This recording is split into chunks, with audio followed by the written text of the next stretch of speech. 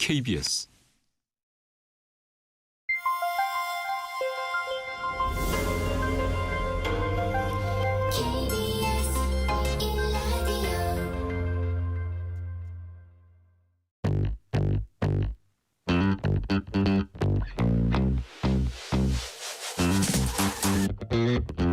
KBS 1라디오 뉴스레터 K.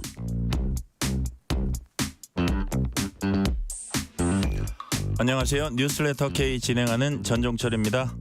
최상목 대통령 권한대행이 마은혁 헌법재판관 임명을 보류한 것과 관련한 권한쟁의 심판을 헌법재판소가 오늘 제기했습니다.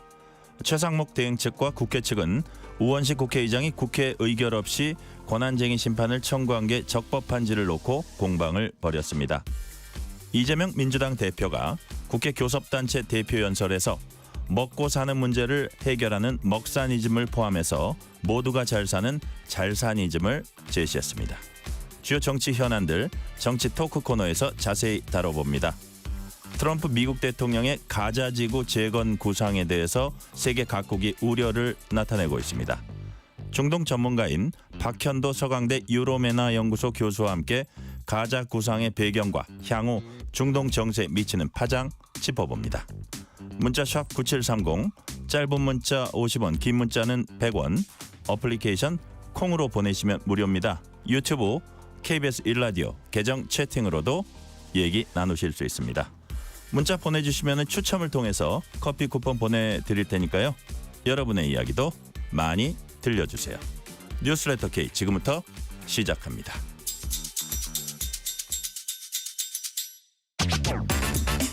뉴스레터 K 정치 토크 신주호 전 국민의힘 상근 부대변인, 이재 민주당 부대변인, 이동수 청년 정치크루 대표 나오셨습니다. 어서 오세요. 안녕하십니까. 자, 세 분이 나오시니까 스튜디오가 꽉 차요. 좋습니다. 자, 민주당 이재명 대표가 2월 임시국회 첫 교섭단체 대표 연설을 했습니다. 이재명 대표 연설 들어보시겠습니다. 당장 합의 가능한 부분부터 개혁에 물꼬를 틔워봅시다. 경제를 살리는데 이념이 무슨 소용입니까? 민생 살리는데 색깔이 무슨 의미입니까? 진보 정책이든 보수 정책이든 유용한 처방이라면 총동원합시다. 함께 잘 사는 세상을 위해서 유용하다면 어떤 정책도 다 수용하겠습니다. 먹고 사는 문제를 해결하는 먹사지니즘을 포함해서 모두가 함께 잘 사는 잘사니즘은 새로운 비전으로 제시하고 싶습니다. 자, 들으신 대로 이재명 대표는 회복과 성장, 잘사니즘을 제시했습니다. 이재 부대변인님, 자, 이게 잘 먹고 잘 살자 이런 뜻 같아요. 먹사니즘, 잘사니즘. 어쨌든 민생이 중요하다, 경제가 중요하다는 뜻이 담겨 있는 것 같은데, 또 한편으로는 정치적으로 보면 중도층 공략 강화 행보다 이렇게도 볼 수 있겠죠. 뭐 이제 우리가 계속 중도 공략을 강화한다라고 네. 한정 짓는 경향이 있는데, 그렇다기보다 아까 앵커께서 말씀하신 것처럼 국민들이 잘 먹고 잘 살자 이런 걱정들을 우리 정치가 한시름 걱정을 좀 덜어드리는 측면으로 이해를 해주시면 좋겠습니다. 네. 왜냐하면 지난 신년 기자회견 이후에도 이 대표께서 실용적인 접근, 민생 문제 해결, 경제 성장 이런 것들의 우선순위를 조정해서 실행하겠다라고 말씀하신 것으로 보이는데, 지금 오늘 대표 연설에서도 성장에 관련해서 간략하게 두 가지만 설명을 드리자면, 네. 장기적인 측면에서 A, B, C, D, E, F 전략이 있어요. 그래서 A는 AI, 바이오, 컬처, 그리고 방위산업의 디펜스, 에너지, 팩토리, 제조업이죠. 이런 것들을 우리가 좀 잘 성장 전략을 체계적으로 분석해서 가져가야 된다라고 하는 것과, 네. 두 번째로 단기적 응급 처방으로 민생 경제 회복을 위해서 우리가 30조 원 규모의 추경을 빨리 편성해야 되겠다라고 말씀을 하셨는데, 네. 지금 여야 합의가 잘 안 되고 있지 않습니까? 하루라도 빨리 결론을 내는 게 중요하다고 보여집니다. 자, 30조 원 추경, 그다음에 A, B, C, D, E, F, AI, 바이오, 컬처, 디펜스, 에너지, 팩토리, 뭐 이거 쭉 저 A부터 F까지 말씀하셨고요. 자, 근데 여당은 이제 곱게 안 보는 좀 시선이 아직도 있습니다. 자, 이 같은 행보를 진짜 비판적으로 보고 있는데 먼저 여당 권영세 비상대책위원장 발언 들어보시겠습니다. 노동개혁과 규제개혁 없이는 도태될 수밖에 없는 급박한 상황입니다. 경직된 고용 시스템을 이완화해서 기업이 발빠르게 대처할 수 있도록 해야 하고 과감하게 도전할 수 있도록 장애물들을 최대한 제거해줘야 합니다. 그런데 52시간 예외 조항 하나에도 우왕좌왕하고 있으니 국민들이 이재명 표 우클릭에 냉소를 보내는 것입니다. 그래놓고 5년 내 3% 경제성장 달성, 삼성전자급 기업 6개 육성 등 장밋빛 청사진만 내놓고 있는데 이런 말을 누가 믿겠습니까? 결국 공허한 선전구호일 뿐입니다.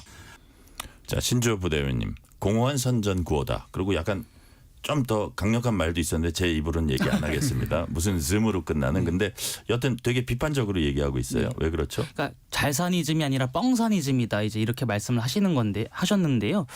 국민이 잘 살게 하자라는 그 대의명분에 저는 반대할 정치인, 반대할 정당이 어디가 있겠습니까? 하지만 이재명 대표와 민주당이 보여준 행보들은 어느 장단에 우리가 그걸 맞춰야 될지 모르겠다라는 것이죠. 오늘 이재명 대표가 말씀하신 것 중에 저는 기억에 남았던 게 몇 가지 있는데 주 4일제를 실시하자 이렇게 말씀하셨어요. 근데 저번에는 주 52시간제를 손보겠다라고 하셨습니다. 이 직전에는 규제를 개혁하겠다라고 해놓고서는 오늘은 노동시장에 있어서 규제를 넣겠다라고 말씀을 하신 것이거든요. 그걸 어떻게 해야 됩니까? 앞뒤가 전혀 다른 이야기를 하고 계신 거예요. 그 주 4일제 삼성급의 기업을 6개 만들자고 하시는데 그 기업은 그럼 누가 만듭니까? 시장에서, 민간에서 만들어야 되는 거 아닙니까? 그런데 신생 기업이 이 시장에 진출할 적에 주 4일만 근무해서 되겠습니까? 안 되는 거예요. 그러니까 소를 키워야 되는데 소를 키우지 말라고 이렇게 해버리는 거니까 기업이 경제가 성장할 수가 없게 되는 것이죠. 결과론적으로 오늘 이재명 대표의 교섭단체 대표연설은 뭐냐면 국민들 그냥 듣기 좋은 소리만 일일이 다 나열한 겁니다. 근데 그 듣기 좋은 소리 중에서도 서로 앞뒤가 안 맞는 것들, 서로 어폐가 존재하는 것들이 맞부딪히다 보니까 국민들께서 납득하시기 힘들 것 같습니다. 자, 근데 제가 듣다 보니까 아까 그 30조 원 추경 중에 이재호 부대변인님 10조 원을 민생회복지원금 맞습니다. 한다고 그랬나요? 네. 근데 그거는 좀 이게 추경 합의가 안 이루어지면은 안 할 수도 있다 그랬던 그 부분 아니었나요? 아니 일단 어쨌든 우리가 제시하는 거는? 추경이라는 것은 큰 틀에서 합의를 해야 되는 것이고 네네. 그 디테일에 있어서 어느 정도 어느 항목에 어떤 추경을 이뤄질지에 대해서는 협의가 필요하다라고 이해해 주시면 될 것 같습니다. 네. 일단 추경은 필요하다. 네. 그래서 하면은 30조 원을 해야 되고 그 중에 이렇게 나눠서 해야 된다는 네. 구체적으로 이제 얘기를 했다는 거고. 자, 이동수 대표님, 네. 이제 신주호 부대변인이 아주 이제 강하게 비판을 했는데 네. 예를 들어서 뭐 좀 불신의 시각이 있는 것 같고 네. 아무래도 뭐 조기 대선 가능성이 있으니까 또 야권의 유력한 대선 후보다 보니까 더 이제 비판도 나오는 그런 측면도 없지 않은 것 같아요. 근데 여하튼 행동이 문제다, 실행이 문제다. 예를 들어서 우측 깜빡이 켜고 왼쪽으로 가면 어떡하냐. 뭐 이런 약간 시각이 있는 것 같은데 이 부분 통합적으로 어떻게 보셨습니까? 저는 일단 오늘 그 이재명 대표 연설 들으면서 확실히 스탠스의 변화는 좀 느껴지긴 했습니다. 그러니까 이게 지난 대선 때만 해도 이재명 당시 후보가 주장을 했던 게 억강부약이라고 해서 좀 강한 건 억누르고 약자를 좀 부흥시키자 이런 메시지를 이제 좀 많이 냈었거든요. 네. 근데 그 당시에 뭐 공산주의 하냐 막 이런 비판들이 있었어요. 뭐 하향 평준화를 뭐 초래하려고 하냐 막 이런 비판들이 있었는데 오늘은 이제 모두가 잘 사는 잘사님쯤으로 가자 이렇게 얘기를 했잖아요. 확실히 이 부분에 있어서 이제 이재명 대표가 뭐 경제적인 측면에서도 좀 중도 확장을 도모하려는 듯한 모습은 보인 것 같아요. 그리고 오늘 뭐 얘기했던 뭐 주사일제, 뭐 노동시간 단축이라든지 아니면 뭐 에너지나 AI 산업 육성 관련해서 이제 좋은 아젠다는 많이 제시했다고 생각을 합니다. 다만 이제 신전 부대변인 이야기하셨던 것처럼 좀 중도층이 반신반의하는 부분은 그런 것 같아요. 그 이재명 대표가 2022년도에 1기 대표 임기하고 지금 2기 임기를 보내고 있잖아요. 4년 차인데 이 4년 차 동안 사실 이재명 대표나 민주당 측에서 보여줬던 모습들을 보면은 이런 어떤 산업적인 거시 정책이나 뭐 이런 것들보다는 과거 뭐 이제 특검법이라든지 아니면은 이제 뭐 국무위원 탄핵 이런 모습들을 많이 보여줬었는데 이제 와가지고 조기 대선이 예상되니까는 뭐 이런 경제 거시 아젠다를 제시하느냐 약간 이런 좀 의구심을 갖는 분들이 있는 것 같아가지고요. 이건 이제 향후에도 어떤 모습을 꾸준히 보여주느냐에 따라서 또 달라질 수 있을 것 같습니다. 네, 요거는 아까 신주호 부대변인이 또 강하게 비판했으니까 이재 부대변인도 그냥 반론이라 그럴까요? 짤막하게라도 한 말씀 하시는 게 좋을 것 같아요. 아, 짤막하게 말고 좀 길게 하고 아이고 싶은데. 뭐 길게 해도 됩니다. 길게 해도 아니 됩니다. 일단 저쪽에서 주장하는 그런 것들이 사실 말 만들기, 말장난 이런 것에 불과하다고 저는 생각하고, 이게 사실 나라 경제 책임지는 것이 정부와 여당인데 이런 말장난을 계속 만들고 있는 게 저는 개인적으로 일단 화가 나고요.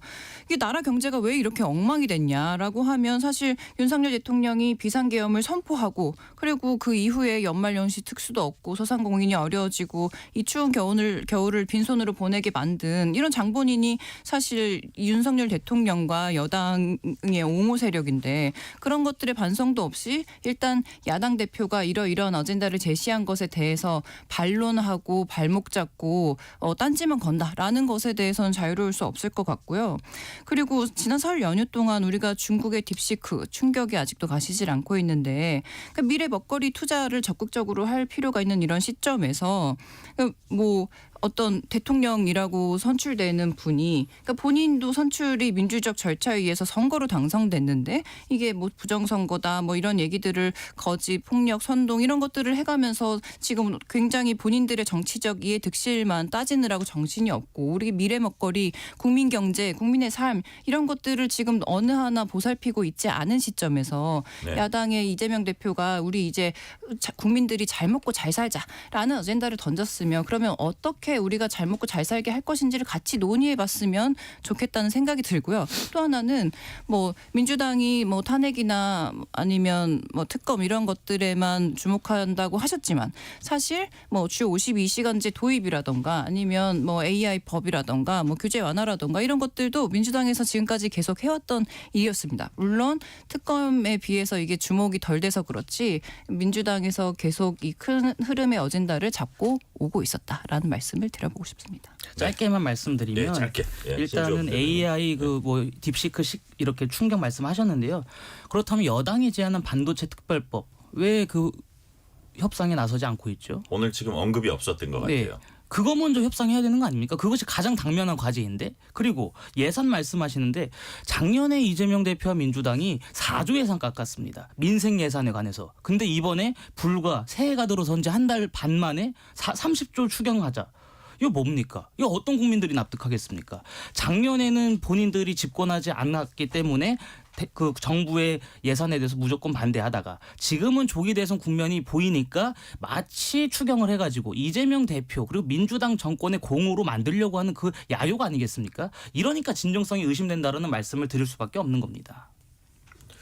자, 얘기가 나온 김에 지금 오늘 이제 연설에서는 언급이 안 된 것 같은데 반도체 특별법 그 주 52시간제 예외 조항 있잖아요. 그 부분은 아직 노동계 이런 데서 좀 반발도 있고, 사실 지지 세력인데 노동계가 당내에서도 좀 뭐라 그럴까 여러 가지 얘기가 있어가지고 일단 보류된 겁니까? 이재 부대변인. 지금 계속 논의 중이고요. 사실 뭐 왜 이런 이야기를 하지 않느냐라고 하신 것에 저는 반대인데, 왜냐하면 이 반도체법 관련해서 민주당이 우리 토론을 해보자라고 하면서 이 정재계와 노동계 간의 토론도 한번 이루어졌었고, 그리고 그런 논의들을 모아서 우리가 그러면 어떤 불편함이 있고 어떤 것들을 더 고쳐서 나아가야 되는지를 당내 논의를 거쳐서 지금 합의를 하고 있는데, 이게 사실 정치라는 것이, 정책이라는 것이 우리가 이렇게 하자라고 아무 의견의 반영이 없이 그대로 진행시키는 것 자체가 독단입니다. 그게 독재고요. 우리 지금 민주당 안에서 민주적인 절차 안에서 여러 목소리를 듣고 이런 것들을 조심스럽게 합의를 이루어 나가자라는 과정이 있기 때문에 아무것도 하지 않고 있다라고 하는 말씀은 좀 너무 어불성설이지 않나 싶습니다. 예, 이동수 대표님 말씀하세요. 네, 일단은 그 반도체 특별법 관련해가지고 이 52시간제 완화하는 부분에 있어서 이재명 대표도 내심 아마 하고 싶은 마음이 클 것 같아요. 근데 이제 이게 아무래도 민주당이 처해 있는 구조적인 환경 때문에 선뜻 먼저 나서진 못하는 측면이 있는 것 같습니다. 그러니까 얼마 전에 그 민주당에서 그 반도체 특별법 관련해서 토론회 열었었잖아요. 그때 이제 이재명 대표도 했던 얘기가, 아니 돈 많이 버는 고소득 연구원들 좀 바쁠 때 좀 더 일하게 하면 안 되냐 할 때 본인은 할 말 없더라 뭐 이런 얘기를 했었는데 본인도 이제 어떤 중도 확장이나 이런 측면에서 요거를 추진하고 싶겠지만 아무래도 이제 민주당의 전통적인 지지 기반인 노동계가 이걸 또 워낙 크게 지금 반발을 하고 있고 바로 그 자리에서 예. 그 진성준 정책위원장이 탄력 근로제 이용하면 되잖아요. 이래가지고 되게 당황하는 대표가 그런 장면도 네, 맞습니다. 연출이 그리고 됐어요. 또 아마 또 노동계 입장에서는 이게 반도체 산업에서 열어주기 시작하면은 뭐 조선도 열어달라 또 뭐 자동차도 열어달라 이런 요구들이 계속 나올 거기 때문에 아마 이제 이걸 결사적으로 막으려고 할 것 같아요. 그래서 이재명 대표 입장에서는 이제 선뜻 본인이 먼저 이걸 하겠다라고 얘기는 못하는 상황이어서 네. 만약에 국민의힘이 진짜로 이거를 추진하고 싶으면은 약간 우리가 뭐 약속 대련이라는 표현 많이 쓰잖아요. 민주당이랑 좀 갈등을 빚는 모습을 보이다가도 뭐 타협을 통해서 이제 이쪽으로 가는 듯한 이 모양새를 취해줘야 되는데 아마 국민의힘도 이재명 대표가 이런 상황이라는 걸 알고 있기 때문에 선뜻 이렇게 뭐 이렇게 협상이나 이런 거에 나서진 않지 않을까 저는 그렇게 예상을 합니다. 그 신주호 부대변인 그러니까 물론 이제 이재명 대표가 유력한 차기 야권의 대선 후보니까 더 이제 그 비판을 받는 그런 측면도 있고 약간 그 얘기를 갖고 약간 빌미가 됐던 부분도 있긴 있는데 예를 들어서 그래도 정책 측면에서는 여당이 조금 더 끌고 가야 되는데 비판에만 너무 골몰한다 이런 지적도 있긴 있어요. 그래서 연금 개혁도 아까 얘기를 했던데 이재명 대표가 연금 개혁은 어떻게 여당에서는 어떻게 하는 겁니까? 어떻게 돼 있습니까? 연금 개혁은 사실 그동안에도 윤석열 정부 때도 하려고 시도를 했었죠. 근데 정부 측에서는 국회에 몇 가지 안이 있으면 그중에 좋은 거를 추려서 와주면 그거에 따라서 연구를 해본 다음에 우리가 집행하겠다라고 했습니다. 분명하게 2023년도에. 그런데 그 당시에 민주당에서 목리를 부려서 그 연금개혁 특위 자체에도 참여를 안 했었어요. 그 회의가 제대로 이루어진 적이 없습니다. 그러면서 민주당이 뭐라고 했냐면 정부의 연금개혁 이런 것들에 대해서 예. 진정성을 어떻게 담보하느냐, 왜 국회로 탓을 돌리냐 이렇게 얘기를 했습니다. 정부 입장에서는 그때 간단했습니다. 연금 개혁이라는 것이 굉장히 시대적인 과업이기 때문에 정부 차원에서만 진행할 수가 없는 거 아니겠습니까? 그렇기 때문에 국회로 돌려보내서 여야 간에 합의를 해주시면은 그거의 가부 여부를 따져가지고 제대로 된 정책을 집행하겠다. 그러니까 이른바 야당에도 손을 내밀었었던 것이죠. 근데 그때 민주당은 엄밀하게 말씀드리면 반대를 했습니다. 그런 상황이에요 지금. 그런데 지금 와서 또 연금 개혁을 하겠다? 이거는 앞뒤가 달라도 너무 다른 것이고 굉장히 표리부동한 자세라고 좀 봅니다. 지난 국회 막판에 이게 또 무산이 됐었죠? 예, 그렇습니다. 부대변인 지금 말씀하신 부분에 대해서는 좀 약간 지적할 부분이 있습니까? 어떻습니까? 아니 일단 이것도 뭐 비슷한 맥락인데 네. 예를 들어 이게 아까 말씀하신 것처럼 시대적인 과업이다라고 표현을 해야 될 만큼 굉장히 어려운 사안이고 복잡한 사안이고 그렇죠. 여러 세대 간의 또 뭐 갈등에 대해서도 우리가 충분히 논의를 해야 되는 그런 사안이니만큼 아까도 말씀드렸듯이 정치가 뭐 이러저러한 문제와 갈등을 조절하고 합의에 이르게 하는 그런 자항이지 않습니까? 네. 그래서 우리가 이런 것들을 해 가야 되는 논의를 분명하게 민주당 측에서도 알고 있고 그리고 아까도 말씀하신 것처럼 뭐 그때는 안 했는데 왜 지금은 한다고 난리냐라고 하셨지만 또 지금이라도 우리가 연금 개혁에 대해서 이재명 대표가 말씀하신 것처럼 뭐 국민의힘 안 가지고 온 거 다 받겠다. 문제 테이블에 올라와서 자세한 논의를 시작해 보자라고 손을 내밀었는데도 그것도 이제 테이블에 앉지 않고 연금 개혁을 민주당에서 미루고 있다라고 지금 거듭 이쪽으로 공을 넘기는 그런 자세는 좀 바람직하지 않지 않나라고 생각해 봅니다. 자, 이재명 대표는 오늘 연설에서 국민소환제를 도입할 것을 제안했습니다. 국민소환제는 이재명 대표의 지난 대선 공약이었습니다. 자, 이동수 대표님, 네. 국민소환제 무엇이고 왜 오늘 시점에서 제안했다고 보세요? 일단 국민소환제라는 게 뭐 간략히 요약을 하자면은 선거에서 선출된 국회의원 중에 이제 문제가 있는 사람들에 대해서는 임기가 끝나기 이전에도 좀 국민들이 투표를 통해서 좀 이렇게 파면할 수 있도록 하자. 뭐 네. 이게 이제 핵심이라고 볼 수 있습니다. 예컨대 이제 지난 국회에서 무소속으로 있었던 이상직 전 의원 같은 경우에는 이제 지역구에서 당선이 됐지만은 또 이제 바로 이 당선된 직후부터 뭐 네. 공직선거법이라든지 이런 재판이 들어가게 되면서 사실상 임기를 제대로 다 이제 마치지도 못하고 이제 나갔잖아요. 이런 분들에 대해서는 빨리 쫓아낼 수 있는 어떤 장치가 필요한 게 아니냐 뭐 이런 주장이 좀 많이 제기되고 있고요. 실제로 이제 우리나라가 국회의원에 관한 국민소환은 아직은 없지만은 이제 뭐 지역 자치단체장이라든지 아니면 지방의회 의원들에 대해서는 해당 지역에 있는 주민들이 투표를 통해 가지고 이제 파면할 수 있는 주민 소환제는 도입이 된 상태입니다. 네. 근데 이제 이 국민 소환제라는 게 아무래도 과거부터 이 정치권에서 특히 이제 정치 개혁의 일환으로 진보 진영에서 계속 좀 제기가 되었던 이슈이기도 하고요. 이재명 대표 같은 경우에는 또 당내에서 당원들의 권한을 확대하는 이런 직접 민주주의에 관한 어떤 요소들을 또 계속 확대하고 있는 상황이잖아요. 그 일환으로서 이제 또 국민 이 소환제를 어떤 책임 정치라든지 아니면 국민 주권 차원에서 오늘 주장한 게 아닌가 이렇게 좀 생각이 됩니다. 그러니까 국회의원들을 거의 견제할 수단이 없는데 네. 그런 수단을 하자 이제 부대민 그런 취지인가요? 기본적으로? 네, 기본적으로 그런 취지이고 그리고 국민들이 국회의원을 선출했기 때문에 예. 그 국회의원이 잘 하고 있는지에 대한 감시도 국민들에게 돌려주자라고 취지에서 말씀하신 것이고 사실 저는 이제 국민소환제가 반대되는 의견도 있는데 이번에 추진되었을 때 떠오르는 분이 윤상현 의원이었거든요. 네. 그래서 저희가 12월에 윤상현 의원이 김재섭 의원한테 야 탄핵 반대해도 1년 지나면 다시 다 뽑아주더라라고 이렇게 말씀을 하시는 것이 사실 본인을 뽑아준 그 미추홀구 주민들을 굉장히 폄훼하는 나쁜 발언이었는데 그걸 되게 아무렇지도 않게 하셨단 말이에요. 그래서 이런 유권자들을 너무 가벼이 여기고 막 뭔가 모독하는 그런 형태에서 국회의원들이 오만하게 비춰지고 무책임하게 행태를 드러내는 것이라고 저는 봤는데 그러니까 그런 것들을 반대하고 어떤 책임 정치를 실현하고 국회의원의 부패를 좀 방지하고 국민들의 신뢰를 회복하는 차원에서는 국민 소환제가 그래도 바람직한 방향으로 나아갈 수 있지 않나라고 생각해 봅니다. 네. 신주호 부대변인 국민 소환제 제안 어떻게 평가하세요? 제 개인적으로는 좀 문제가 있을 수도 있다고 봅니다만 필요하다라고 하면 도입을 해야 되겠죠.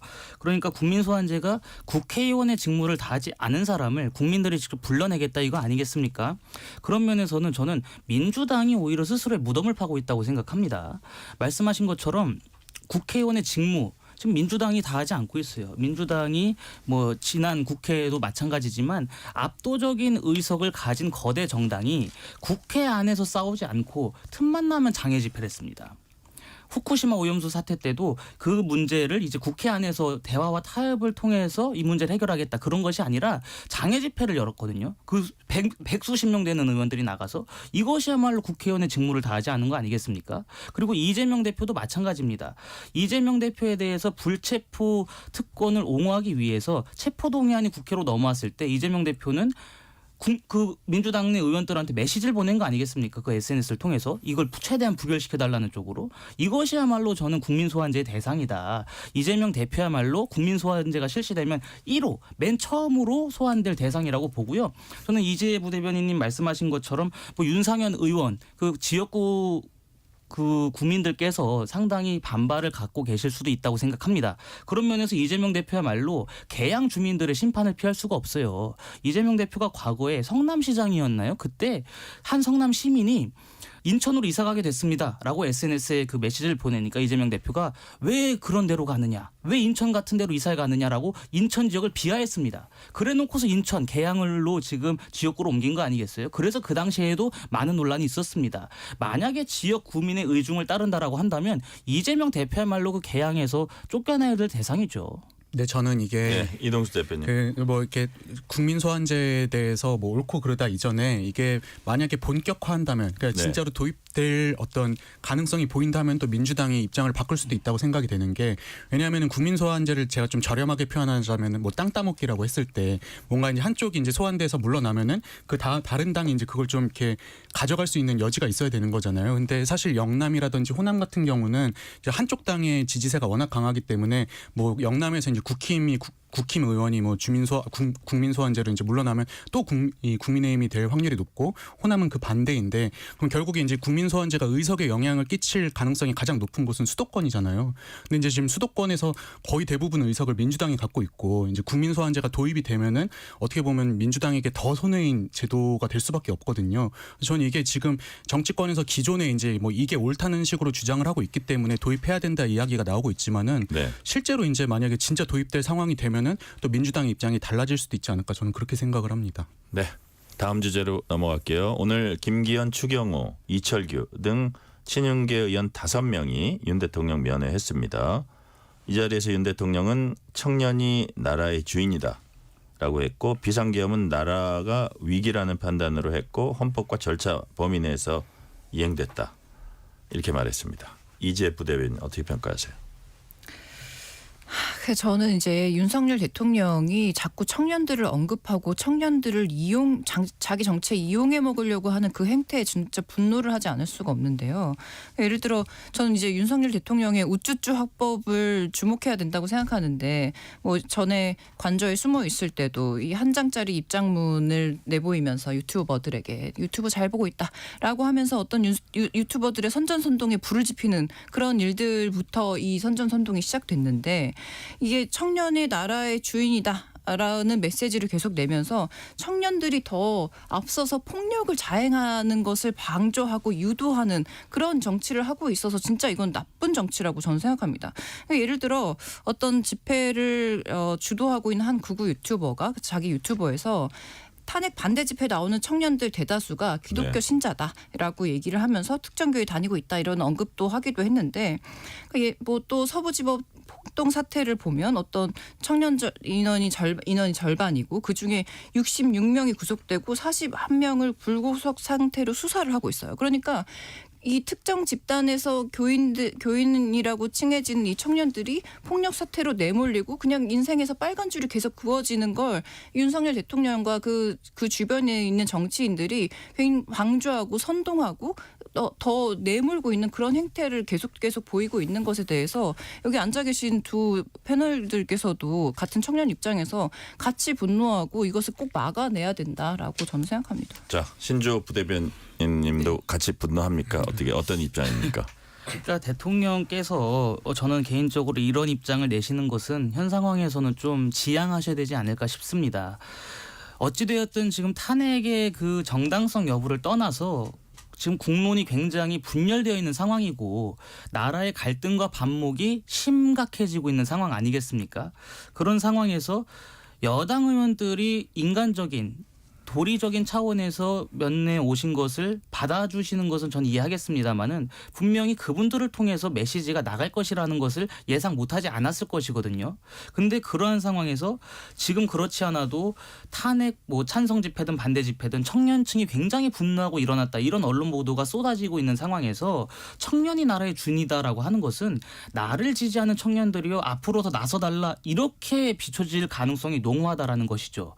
그렇기 때문에 저 이런 개인적으로는 옥중 메시지는 좋지 않다 이렇게 보시는 거예요. 저 개인적으로 굉장히 바람직하지 않다고 봅니다. 그래서인지 뭐 오늘을 기점으로 이제 여당 의원들의 그 면회를 받지 않겠다라고 하신 거 아니겠습니까? 그렇기 때문에 뭐 여당 의원들을 통해서뿐만 아니라 앞으로 변호인단을 통해서도 이런 그 옥중 정치가 활성화되면은 저는 과연 대통령으로서 그 국론 통합에 기여하실 만한 의지가 있는지조차도 국민들이 의심하실 거라고 봅니다. 자, 이동수 대표는 어떻게 네. 보세요? 그러니까 아무래도 이제 지난 박근혜 대통령 탄핵 때와 지금 많이 다른 점이 이제 이 강성 보수 청년들이 그때는 거의 사라지다시피 했는데 이제 지금은 굉장히 적극적으로 지금 전면에 나서고 있다는 거잖아요. 네. 근데 지금 이거에 이제 여권 특히 이제 윤석열 대통령이나 국민의힘에서 고무돼가지고 계속 이제 이분들 거리로 나와라 뭐 목소리 내달라 요구를 하고 있는 것 같아요. 근데 이제 이게 이제 과거에 비해서 그냥 박근혜 대통령 탄핵 때에 비해서 상대적으로 청년층이 좀 늘어나가지고 이제 우리가 거기에 지금 주목을 해서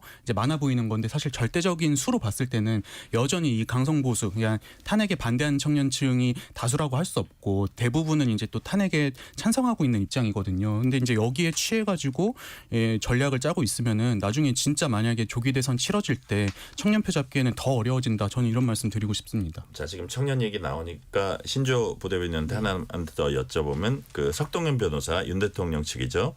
대통령 국민 변호인단 가입자가 10만 명 넘었다. 네. 13일에 청계 광장에서 국민 변호인단 출범식 열겠다. 특히 2030 청년층과 40대 참여가 많다. 이런 부분은 어떻게 보세요?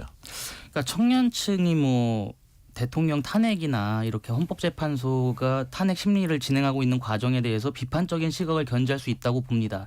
하지만 그것은 시민사회, 시민단체에서 할 일이지 대통령 측 변호인단이 이런 식으로 선동을 하는 것은 저는 굉장히 안 된다고 봅니다. 그러니까 지금 이 석동현 변호사를 비롯해서 윤 대통령 측 변호인단은 헌법재판소의 심리 그리고 앞으로 이어질 형사재판에서 전략을 어떻게 짜나갈지를 고민해야 되는 것이지 네. 국민을 선동해서는 안 되는 것이죠. 이렇게 해가지고 광장이 이만큼 모였기 때문에 엄격하게 나와 있는 법리조차도 뒤틀 수 있다. 이런 식의 발상이라고 한다면 저는 매우 곤란하다고 봅니다. 이렇게 청년들을 많이 모으는 것도 부정적으로 본다. 그런 말씀이죠. 청년을 모으는 주체가 이제 네. 윤 대통령 측 변호인단이 되어서는 안 된다라는 말씀이죠. 네. 이 시간 교통 상황 알아봅니다. 라디오 교통정보센터 김민혜 리포터 나와주세요. 네, 이 시각 교통정보입니다. 월요일 퇴근 시간대가 다가오면서 도로 이동량 빠르게 늘고 있는데요. 우선 서울시내 간선도로는 강변북로 구리 쪽 동호대교에서 성수대교 부근 4차로에서 추돌 사고 났습니다. 또 올림픽대로 공항 방향은 동작대교에서 한강대교 부근 5차로에 고장난 차가 있고요. 더 지나 여의하류 부근 1차로에서는 추돌 사고 나면서 현재 1차로가 막혀 있습니다. 차로 변경에 각별한 주의가 필요하겠습니다. 반대 하남 쪽도 방화대교에서 가양대교 부근 1차로에서 추돌 사고 났고요. 고속도로는 수도권 제1순환고속도로 일산에서 판교 쪽 노고산 2터널 부근 3, 4차로에서 승용차 화재 사고나 처리하면서 사패산 터널부터 노고산 2터널까지 7km가량 밀리고 있습니다. KBS 교통정보센터였습니다. 퇴근길 당신과 함께 읽는 세상 이야기 KBS 1라디오 뉴스레터 K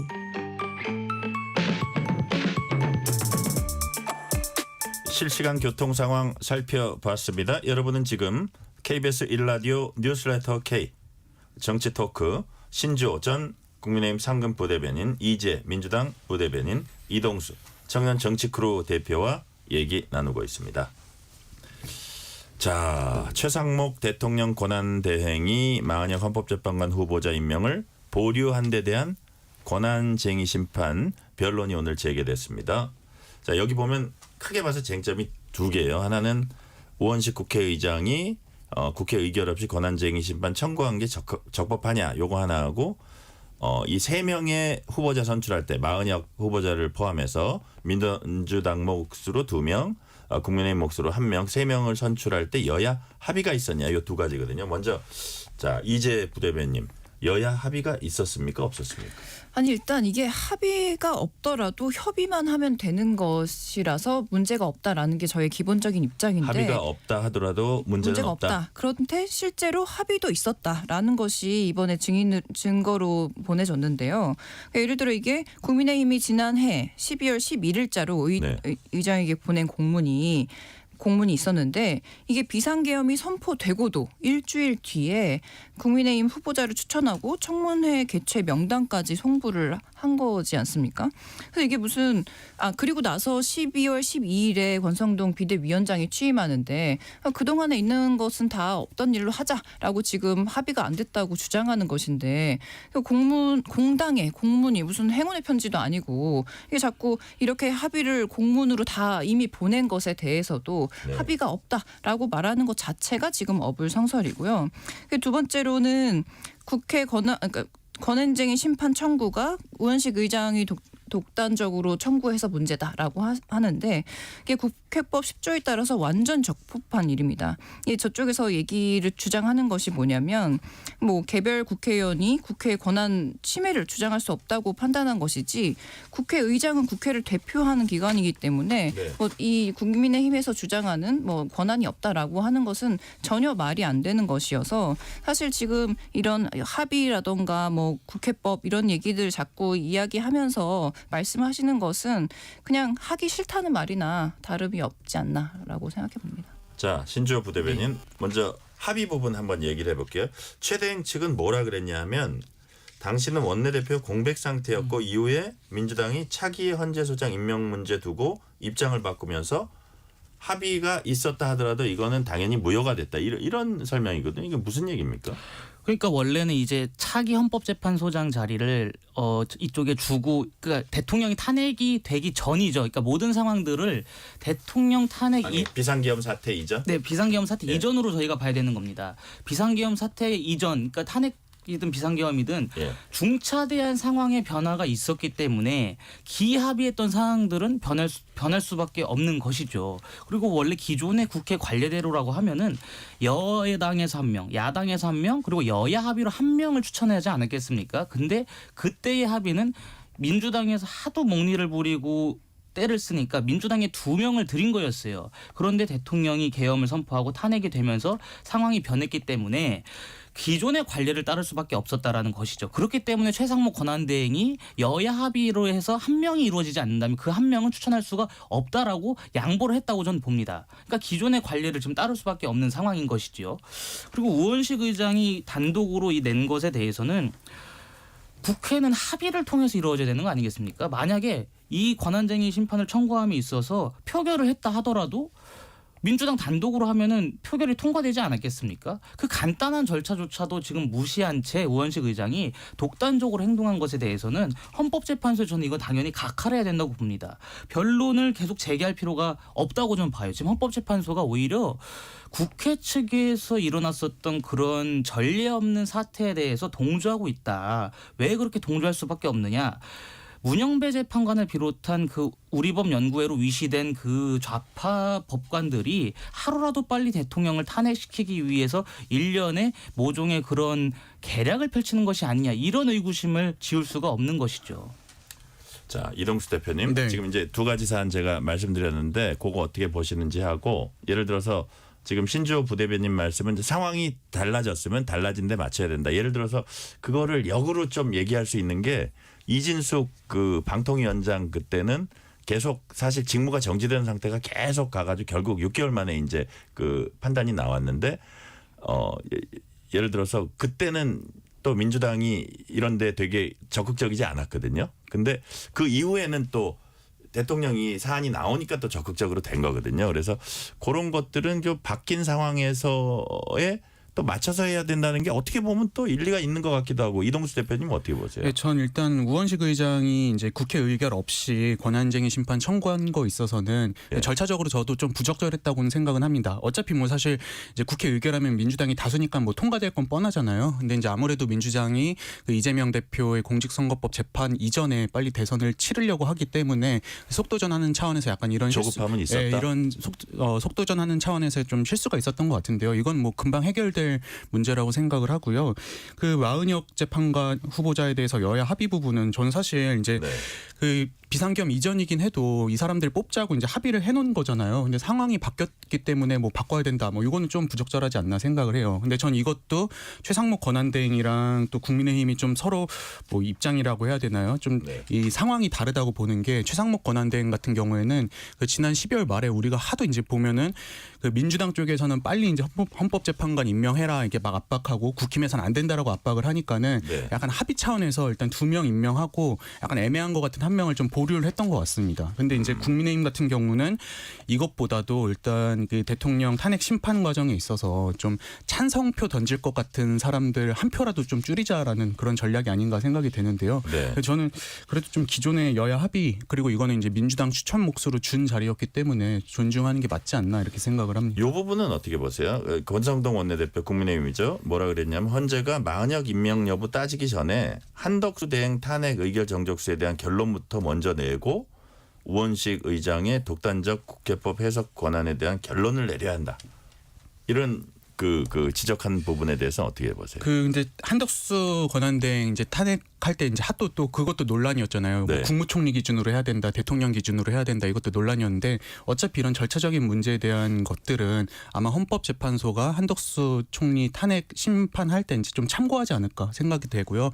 저도 일단은 대통령 탄핵 심판보다는 그래도 일단 한덕수 권한대행, 아니 그 한덕수 국무총리에 대해서 먼저 결정을 하는 게 또 정도상 맞지 않나. 그래서 이제 앞으로의 어떤 이 절차들을 최상목 권한대행이 아니라 좀 한덕수 총리가 좀 이렇게 결정하도록 존중해야 되는 게 아닌가, 저는 그렇게 보고 있습니다. 그게 이제 지금 하신 말씀이, 이재 부대변님, 예를 들어서 이제 그 대통령에 대해서 결론이 나는 거는 궁극적인 이제 결론이지만, 그래도 어쨌든 지금 이제 뭐라 그럴까요? 과도기에 조금 더 안정을 취하기 위해서는 이 부분도 되게 중요하다 하는데, 좀 이렇게 빨리 안 되는 측면도 있어요. 그런 부분도 좀 빨리 돼야 된다고.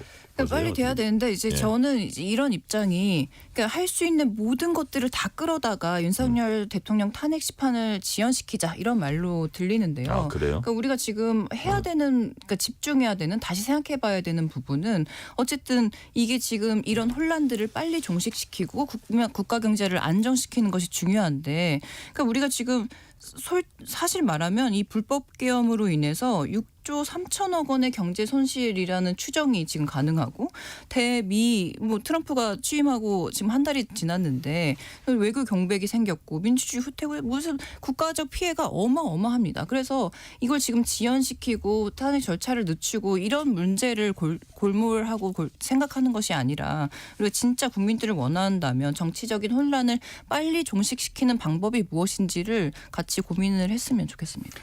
저는 근데 이게 이동수 대표님. 국민의힘이 이제 계속 또 이런 어떤 온갖 카드, 그냥 모든 방법을 다 써서 좀 탄핵을 지연시키려고 할 것 같다라고 예상을 하는 게 박근혜 대통령 때 같은 경우에는 박근혜 대통령부터가 탄핵 심판이나 이런 데 순순히 그냥 임했잖아요. 그러다 보니까는 당 지지율 박살나고 당 지지층들 떠나고 막 이런 일들이 있었는데 최근은 보면은 이제 이번 윤석열 대통령 탄핵 소추 이후에 보면은 이제 오히려 이제 적극적으로 항의하고 반대하고 반발하고 이런 모습을 보여주다 보니까는 여론조사상으로는 대등한 막 여론조사가 나오고 이러고 있는 상황이잖아요. 그래서 국민의힘 입장에서도 아 이게 순순히 문 열어주면 안 되는구나. 우리가 끝까지 결사항전해야 지지층이라도 모으는구나 이런 좀 판단을 내린 게 아닌가 저는 좀 그렇게 보고 있습니다. 그러니까 지금 이제 한덕수 대행 이 부분은 왜 이렇게 되냐 이 부분은 그러니까 물론 뭐 더 저쪽을 늦추기 위해서 뭐 다른 걸 다 끌어들인다 이럴 수도 있지만 형평성 문제는 이제 제기할 수 있다고도 볼 수 있거든요. 신조 부대변인 이 부분 짧게 좀 정리해 주세요. 그렇습니다. 그러니까 탄핵 심판이라고 하는 것이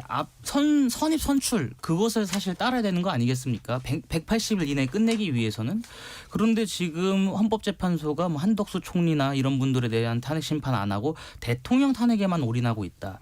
이것은 순서상으로 굉장히 잘못된 것이기 때문에 먼저 탄핵된 그 순서대로 해야 된다. 그러니까 앞에 검사 탄핵 말씀드리는 겁니다. 검사 탄핵이나 이런 것들도 그렇고 한덕수 총리에 대한 탄핵 문제를 빨리 해결해 줘야지 새로 임명된 분들의 정당성 문제가 해결되는 것이거든요.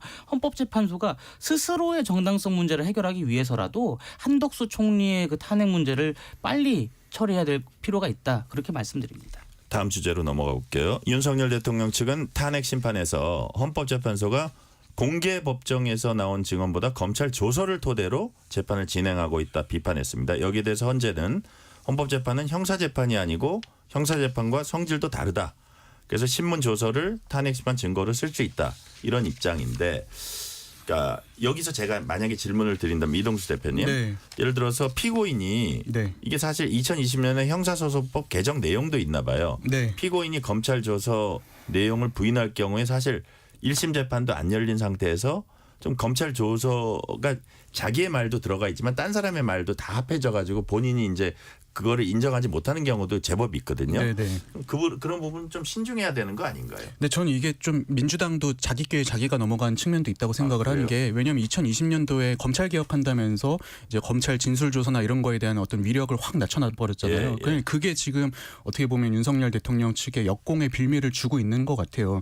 근데 일단 헌법재판소 입장은 이게 이제 형사소송이랑 헌법재판은 다르기 때문에 뭐 그냥 뭐 좀 요약을 하자면 그냥 팩트들만 참고할 것이다. 이거는 우리가 뭐 그 형사소송법을 따를 뭐 의무도 없다. 뭐 이렇게 나오고 있는 것 같습니다. 근데 저는 이게 비유하자면은 뭐 예를 들어서 같은 사건을 취재해도 신문 기사에 쓰는 내용이 다르고 방송 기사에 쓰는 내용이 다를 수 있는 거잖아요. 그런 정도 개념이 아닌가. 그래서 아마 헌법재판소도 그냥 어떤 사실관계 확인이나 이런 측면에서 참고하기 위함이지 뭐 이걸 가지고 꼭 우리가 이제 뭐 검찰 조사대로 막 따라갈 것이다. 이런 거는 아니라고 생각을 하고 있습니다. 자. 이재 부대변인 요 사안은 어떻게 보십니까? 근데 이게 사실 저는 이 내용을 보고 내란 특검법도 빨리 통과되겠구나라는 생각을 그냥 개인적으로 하게 됐는데, 그러니까 이런 사실들이 계속 이게 우리가 지금 윤석열 대통령의 지금 대응의 체계를 보면. 국민들에게 계속 방송에 나가는 그런 것들에 대해서는 뭐 거짓말이든 선동이든 뭐 어쨌든 적극적으로 이 본인의 논리를 펼치고 그렇지 않고 검찰 조사에 대해서는 굉장히 많은 증인들이 쏟아져 나오면서 윤석열 대통령과 다른 이런 증언들을 계속 하고 있는데 우리가 이렇게 윤석열 대통령이 헌재 심판에 나와서 하는 그런 일들을 굉장히 일방적으로 듣고 있는데 그렇지 않고 균형을 맞추고 실제로 다른 조사된 내용을 가지고 헌법재판소에서 심리를 하는 것 자체가 굉장히 균형을 찾아가는 그런 과정으로 볼 수 있다고 저는 생각해서 네. 뭐 윤석열 그렇게 입장에 보신다, 뭐 축도 입장도 있겠지만 자, 네. 신지호 부대변인 어떻게 보세요? 그러니까 형사 재판 과정을 준용한다라고 되어 있습니다. 그러니까 쉽게 말씀드려서 뭐냐면 그 피고인이죠. 형사 재판에서는 피고인이고 이 헌법 재판에서는 증인이죠. 이분이 조서 검찰 앞에 가서 한 이야기와 헌법재판소의 그 탄핵 심판정에 나와서 하는 얘기가 달라버리면 헌법재판관들은 뭘 해야 되겠습니까? 왜 조서와 이게 다르냐라고 하면서 면밀하게 따져봐야 되는 것이죠. 면밀하게 따져봐야 되는데 지금 헌법재판소 탄핵 심리는 어떻게 이루어지고 있느냐. 증인 한 명당 90분 제한을 뒀습니다. 초시계가 지금 째깍째깍 흐르고 있어요. 그러면서 왜 조서와 이것이 다른지에 대해서 명확하게 더 세심하게 묻진 않고서 그 90분이 끝나면 뭐냐면 우리가 이 사람이 했던 이야기는 검찰의 신문 조서로 가름하겠다. 이렇게 돼버리면은 명확한 실체적인 진실은 어디가 있는 것이죠? 그러니까 지금 헌법재판소가 대통령의 탄핵을 시키겠다, 탄핵을 인용하겠다라는 답을 정해놓고서 이 심리를 진행한다라는 의구심이 국민들 사이에서 일어나는 게 이런 이유 때문입니다. 네. 자, 마지막 주제로 넘어갈게요. 주말 사이에 탄핵 찬반 집회가 여기저기서 열렸습니다.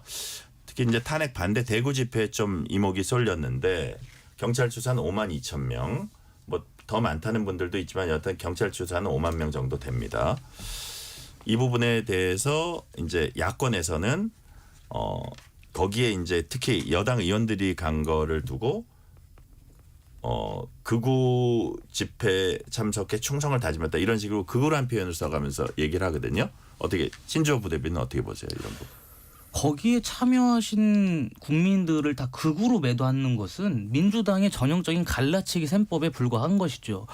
거기 그 대구 집회든 대통령 탄핵에 대해서 반대하는 국민들의 목소리도 우리 국민의 목소리인 거 아니겠습니까? 근데 우리 국민들이 내는 그런 의견들을 극우라고 매도하는 것은 지금 민주당이 오히려 내란을 선전선동하고 있는 것이다. 국가를 내전 상태로 이끌려고 하는 것이다. 그렇게밖에 여겨지지 않고요. 현장에 분명히 저희 당의 의원들께서 참석하신 거 맞습니다. 하지만 그것이 당 차원에서 공식적으로 가신 게 아니라 대구 지역이기 때문에 대구 지역의 민심은 어떤가 그걸 들어보려 가신 분들도 저는 분명히 존재한다고 생각합니다. 그렇기 때문에 거기 현장에서 만약에 극단적인 이야기가 나왔다고 하더라도 그것이 절대로 당의 입장이거나 그 개별 의원들의 입장이 아니라고 저는 보기 때문에 민주당이 지금 너무 과한 비판을 하고 있다. 그렇게 생각합니다. 자, 이제 부대변인 이제 지금 말씀하신 거 플러스 아마 거기에 나온 사람들이 이제 뭐 극우 뭐 이런 식으로 어떻게 규정 짓는 것들이 예를 들어서 지나친 극우 프레임이다, 극우 몰이다 이렇게 얘기를 하는 분들의 얘기는 이런 것 같아요. 그러니까 거기에 있는 사람들은 지금까지 왜 이 상황이 펼쳐졌는지에 대해서 그냥 그 단선적으로 이거는 나쁘니까 계엄 선포는 나쁘고 이건 이러니까 뭐 탄핵은 이렇고 이런 것이 아니라 여러 가지 저 상대방도 어떻게 잘못된 점이 있었기 때문에 이까지 왔다 이런 것들을 보고 있는 사람들이고 그런 것이 지지율에도 나타나고 사람의 어떤 그 군중에도 나타난다. 그런 부분을 그냥 단편적으로 해서는 안 된다. 이런 거거든요. 그런 부분이 이제 그 부대변인은 어떻게 보세요? 근데 이게 사실 그 부분 거기에 모임 대구역에 모인 모든 사람들이 다 극우 선동가다라고 저희가 단정 지을 수는 없지만 이런 이야기가 나온 이면에는 어쨌든 정광훈 목사의 그 극우 집회에 나가서 머리를 조아리고 90도로 인사하고 거기에서 충성을 다 맹세하고 이런 모습들을 국민의힘 의원들이 너도 나도 번호표를 기다리면서 참여하고 거기에서 선동 시위를 같이 함께 했던 이력들이 비상계엄 이후에 계속 보여졌기 때문에 우리가 극우 세력의 이렇게 동참한다라고 하는 부분들이 뭐 어느 부분은 사실 과할 수도 있지만 사실 지금까지 국민의힘의 의원들이 보여준 행태는 극우 세력을 함께 선동하고 거기에 올라타고 그리고 자신의 정치 세력화를 시도하는 그런 모습들을 우리가 봤기 때문에 그 연장선에서 우리가 이해할 필요가 있지 않나라고 보여집니다. 네, 이동수 대표님 어떻게 네. 보세요? 저는 일단 요즘 탄핵 반대 집회 제가 영상 몇 개 찾아보니까는 이게 이분들이 물론 탄핵 반대하는 분도 있겠지만은 그것보다도 또 이제 그냥 민주당과 진보 진영과 이재명 대표가 싫어서 나간 분들도 꽤 있는 것 같더라고요. 그래서 저는 거기에 나갔다고 해서 뭐 이제 극우다 이렇게 또 매도할 수는 없지 않나 이렇게 생각은 하는데 다만 이제 거기에 나갔다고 해서 계엄 선포를 잘했다. 예, 뭐 그런 그게 아니고 그런데 과연 이게 탄핵이 맞냐 이 부분에 대해서는 또 생각이 다를 수도 있는 거거든요. 네. 그러니까 여러 가지 이제 그 경우의 수가 있는 건데. 네, 그래서 예. 저는 그게 꼭 이제 뭐 계엄이나 이런 걸 옹호해서가 아니라 그냥 뭐 민주당 싫고 이재명 대표 싫어서 나간 분들도 적지 않다라고 보고 있습니다. 그래서 무조건 극우라고 매도해서는 안 되겠지만 저는 근데 국민의힘이 이제 만약에 조기 대선 치러진다면은 결국에 중도층이 이 선거 가르는 거잖아요. 근데 이런 집회에 나가가지고 국민의힘이 막 지지층에 호소하고 이런 모습을 보여주는 게 과연 중도층 보기에 좋을까? 저는 결코 그렇지 않다라고 말씀을 드리고 싶습니다. 네, 중도층 보기에 그렇다. 아, 지금 시간이 너무 애매하게 남아서 그래서 일단 저 하나만 더 말씀드리자면 말씀해도 됩니다. 지금 네. 이제 보면은 이 비상계엄 이후에 탄핵 한 해 만에 혹은 이제 뭐 이 대선을 뭐 치른 해 만에 이 전국에서 양쪽이 다 지금 세대결을 보이고 있는 상황이잖아요. 네. 그러니까 이재명 대표가 최근에 뭐 당원들한테 문자 해가지고 뭐 개딸 동원령이라고 하는 뭐 이제 집회에 좀 적극적으로 나와달라고 했던 것도 지금 문제가 되고 있는데 저는 이렇게 양측이 이제 세대결을 통해서 국민들에게 보여주는 것보다 네. 어떤 비전을 제시하느냐가 제일 중요하다라고 생각을 합니다. 어떤 비전을 제시하냐 그것이 더 중요하다. 막 숫자가 많다 세 대결이 중요한 것이 아니다. 자, 제가 짧게 하려고 했던 질문은 다음 시간에 할게요. 자, 오늘 말씀은 여기까지 듣겠습니다. 신주호 전 국민의힘 상근 부대변인, 이지혜 민주당 부대변인, 이동수 청년 정치크루 대표였습니다. 말씀 감사합니다. 감사합니다. 뉴스레터 K 1부 마치고 2부가 이어집니다.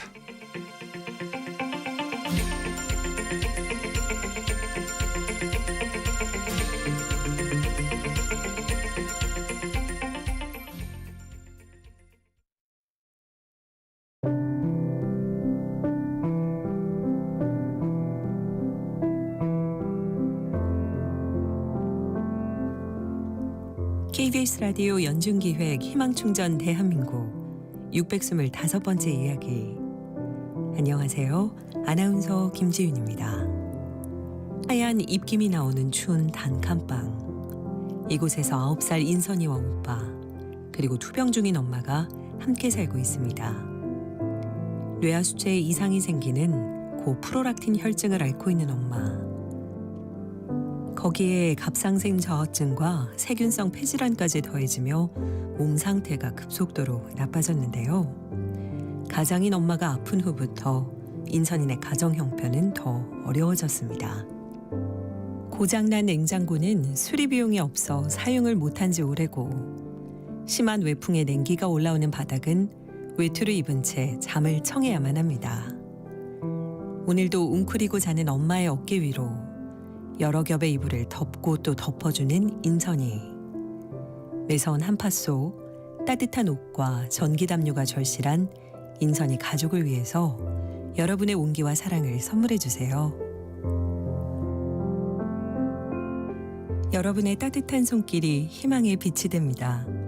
ARS 060-700-1580 060-700-1580 한 통화 3,000원으로 희망을 선물해 주세요. KBS 라디오 연중기획 희망충전 대한민국은 초록우산 어린이재단, 인탑스 주식회사 그리고 청취자 여러분과 함께합니다. ARS 060-700-1580 한 통화 3,000원입니다.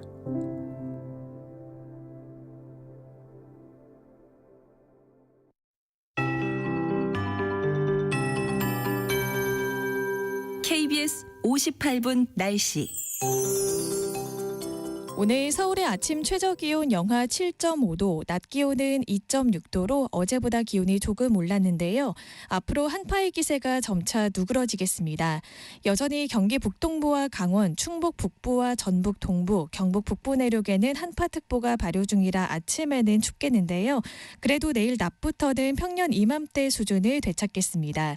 내일 아침 기온 서울과 전주 영하 5도, 대전과 대구 영하 7도, 춘천 영하 12도로 오늘보다 1에서 3도 정도 높겠고요. 낮 기온은 서울이 6도, 대전과 전주, 대구 9도로 오늘보다 3에서 7도가량 높겠습니다. 내일은 전국이 대체로 맑다가 밤부터 차차 흐려지겠는데요. 내일 늦은 밤부터 전남 서해안과 제주도부터 비가 시작돼서 모레는 새벽부터 전국으로 확대하겠습니다. 오후에 서쪽 지역부터 차차 그치겠지만 일부 강원 내륙과 충북 북부, 그밖에 남부 곳곳은 저녁까지 이어지는 곳이 있겠습니다. 예상 적설은 강원 내륙의 많게는 10cm 이상, 그밖에 지역은 1에서 8cm 정도입니다. 특히 모레 새벽부터 아침 사이 서해상에서 강하게 발달한 눈구름이 유입되면서 수도권과 강원 내륙을 중심으로는 강한 눈이 내릴 가능성이 있겠습니다. 현재 서울의 기온은 0.6도입니다. 조한일입니다.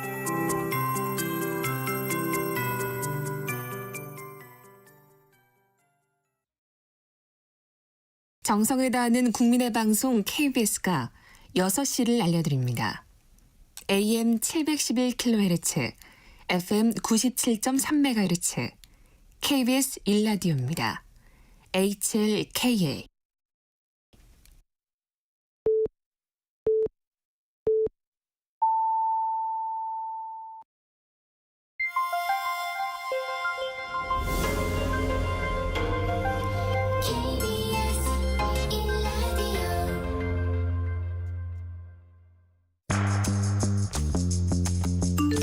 여러분은 지금 퇴근길 시사편지 한 장, KBS 1라디오 뉴스레터 K를 듣고 계십니다.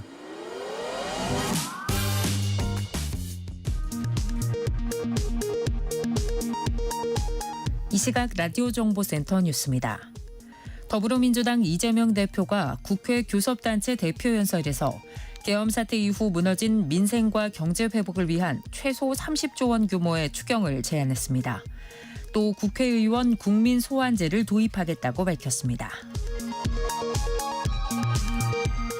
문재인 전 대통령이 한겨레 신문 인터뷰에서 윤석열 대통령을 검찰총장으로 발탁한 결정에 대해 두고두고 후회한다면서 조국 전 조국혁신당 대표에게 한없이 미안하다고 밝혔습니다.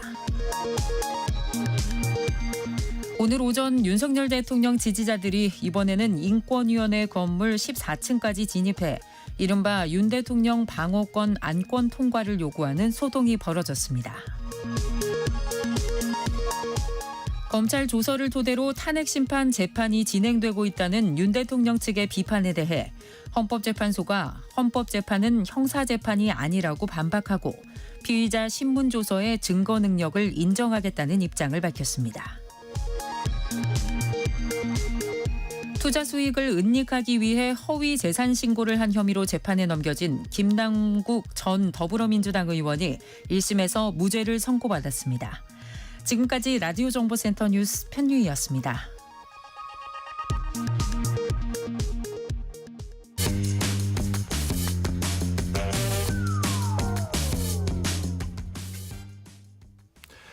트럼프 미국 대통령은 취임 초부터 좌충우돌하고 있습니다. 캐나다와 그린란드 영토화를 추진하고 파나마 운하는 되돌려 받겠다고 하더니 급기야 가자 지구를 미국이 소유하는 방안을 추진하겠다고 해서 더 큰 국제적 논란을 빚고 있습니다. 그 배경과 파장을 박현도 서강대 유로메나 교수와 함께 짚어보겠습니다. 박현도 교수님 어서 오세요. 네, 안녕하십니까. 자, 박 교수님. 네. 트럼프 대통령과 네타냐후 총리가 회동한 뒤에 내놓은 가자지구 해법. 이 얘기 딱 들으셨을 때 어떤 느낌이 어떠셨어요? 와, 막 던지는구나. 야. 근데 사실은 이런 얘기가 급작스러운 건 아니에요. 아, 그래요. 그러니까 그 여기를 리조트로 만들겠다라는 것만 새로운 거고요. 네. 실질적으로 바이든 전임 대통령도 이 가자지구에 있는 사람들을 주변 국가로 보내고 싶어 했어요. 그리고 이스라엘에서 우파들은 항상 이 그 팔레스타인 사람들을 주변 아랍 국가가 받아주기를 바라는 그 얘기는 계속 해왔어요. 그래요. 예, 그래서 트럼프 대통령이 말한 게 새로운 건 아닌데 새로운 거는 거기다가 미국이 들어가서 가자 지구에 휴양지를 만들겠다. 이거는 정말 깜짝 놀라는 일이죠. 그렇죠. 네. 그렇지만 지금 말씀하셨지만 이게 뭐 그 사람들을 그 수많은 사람들을 어디로 보내려면 받아주는 나라가 있어야 되고 가는 사람들도 또 동의를 하고 가야 되는 이게 아주 정말 엄청난 일인데. 네, 그러니까요. 이게 이렇게 생각하면은 괜찮을 수 있어요. 예. 자, 우리가 어차피 지금 가자 지역은 70에서 80%의 건물이 다 무너졌고, 뭐 수도 시설 아무도 안 되고 지금 폭탄 그 불발탄들이 많고요. 사람 살 수 있는 환경은 아니거든요.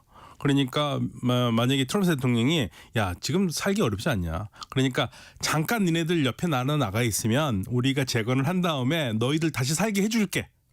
그 정도 얘기를 하면서. 그렇다면 그것도 사실 문제는 되지만 그래도 괜찮아요. 들어와서 살게 해주겠다니까. 근데 들어온다는 얘기가 없지 않습니까? 보장. 네. 그리고 실질적으로 미국이 그렇게 한다 하더라도요.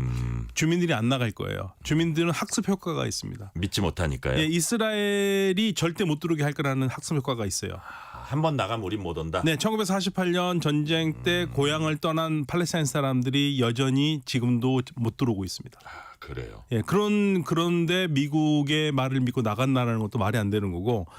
그러니까 지금 주민들은 나가고 싶은 마음도 없고, 그리고 트럼프 대통령이 받으라고 하는 요르단과 이집트에서는 그 주민들을 받을 마음도 없고. 그러니까요. 이게 과연 어디부터 뭘 어떻게 하겠다는 건지 상당히 좀 우리가 갸우뚱한 측면이 있는데 실제 지금 교수님 말씀하신 대로 주민들 의사와 상관없이 그냥 여기 우리가 매입해서 개발할 거야. 이게 뭐 가능한 지역입니까?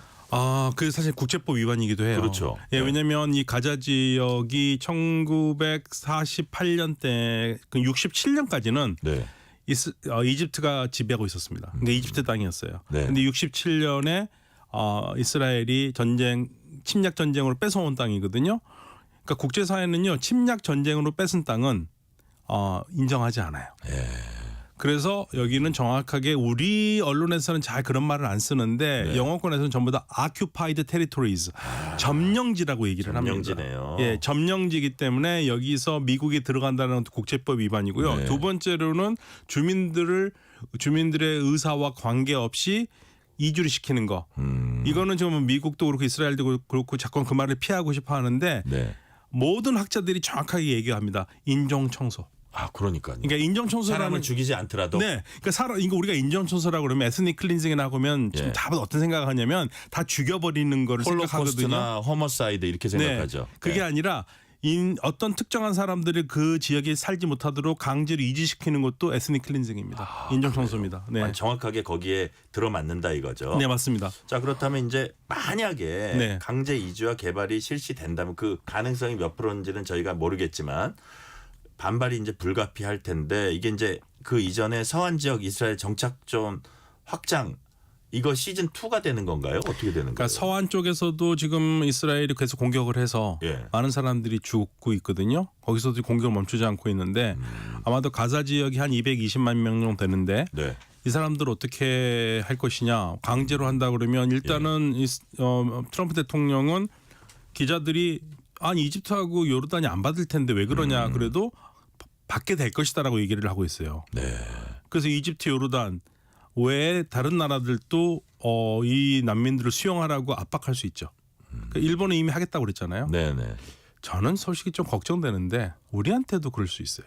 그래요? 네, 우리한테도 뭐 상징적으로라도 받으라고 많은 할 수 수가 아니더라도. 네, 그럴 가능성도 있습니다. 그 가능성도 있다.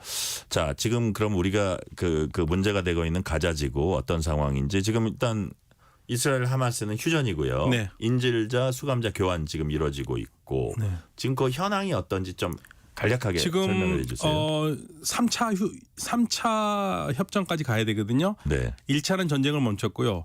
1차에서 뭐 전쟁을 멈추고 인질을 교환하고 있습니다. 인질을 교환하고 있고 그럼 이제 2차로 가면은 이스라엘이 군대를 빼야 됩니다. 가자 지구에서. 그래서 일단은 느제림이라고 느제림 통로가 있는데요. 가자 해안에서 이스라엘 국경까지 6km 정도 되는 긴 통로인데 거기가 가자를 남과 북으로 나누는 통로예요. 네. 거기에서 이스라엘 군대가 빠지고 있습니다. 그래서 이제 제2차 협정을 제대로 하기 위해서 네. 계속 갈 거고 이스라엘은 하기 싫어도 지금 협정을 하지 않을 수가 없는 게 트럼프 대통령이 또 다른 건 몰라도 휴전에 대한 의지가 굉장히 강해요. 그렇죠. 예. 그래서 트럼프 대통령의 신기를 건드리지 않기 위해서라도 이번에 휴전 협정을 이스라엘에서는 지키려고 하는 것 같습니다. 우크라이나 전쟁도 그렇고 이 중동 전쟁도 그렇고 그렇다 이제 말씀이시죠. 네. 그쪽에 대한 의지는 되게 강해 보이고 자, 뭐 가자지구 내에 진짜 성황 건물이 없을 정도니까 어떻게 재건은 해야 되는데 트럼프 대통령은 강제 이주 이후에 휴양지 건설과 원활경의 주민들 귀환도 가능하다. 아까 말씀하셨지만요. 근데 귀환 가능하다는 얘기는 한 번도 안 했어요. 아 그래요? 본인은 그래서 안 그래도 기자들이 그날 물어봤어요. 예. 그러면 이 난민들이 다시 돌아올 수 있는 거냐? 누가 사느냐? 그랬더니 국제 도시를 만들겠대요. 전 세계인의 도시가 될 거래요. 난민을 콕 집진 않고. 절대요. 그랬더니 그 다음 날 이제 국무장관도 그러니까 사실은 이게 조율이 안 된 겁니다. 그래요. 자기 그 국무장관하고도 조율이 안 돼서 국무장관이 똑같은 질문을 받잖아요. 워낙 엄청난 계획이라 조율이 안 된 것 같아요. 그러니까 국무장관이 뭐라고 그러냐면요. 우리 다시 나갔다가 다시 들어오게 하겠다. 이건 트럼프 대통령이 한 말 아닙니다. 그래서 들어오게 한다는 게 그래서 알려진 거군요. 계속적으로 며칠 2, 3일 사이에요. 계속 말들이 조금씩 수정이 돼요.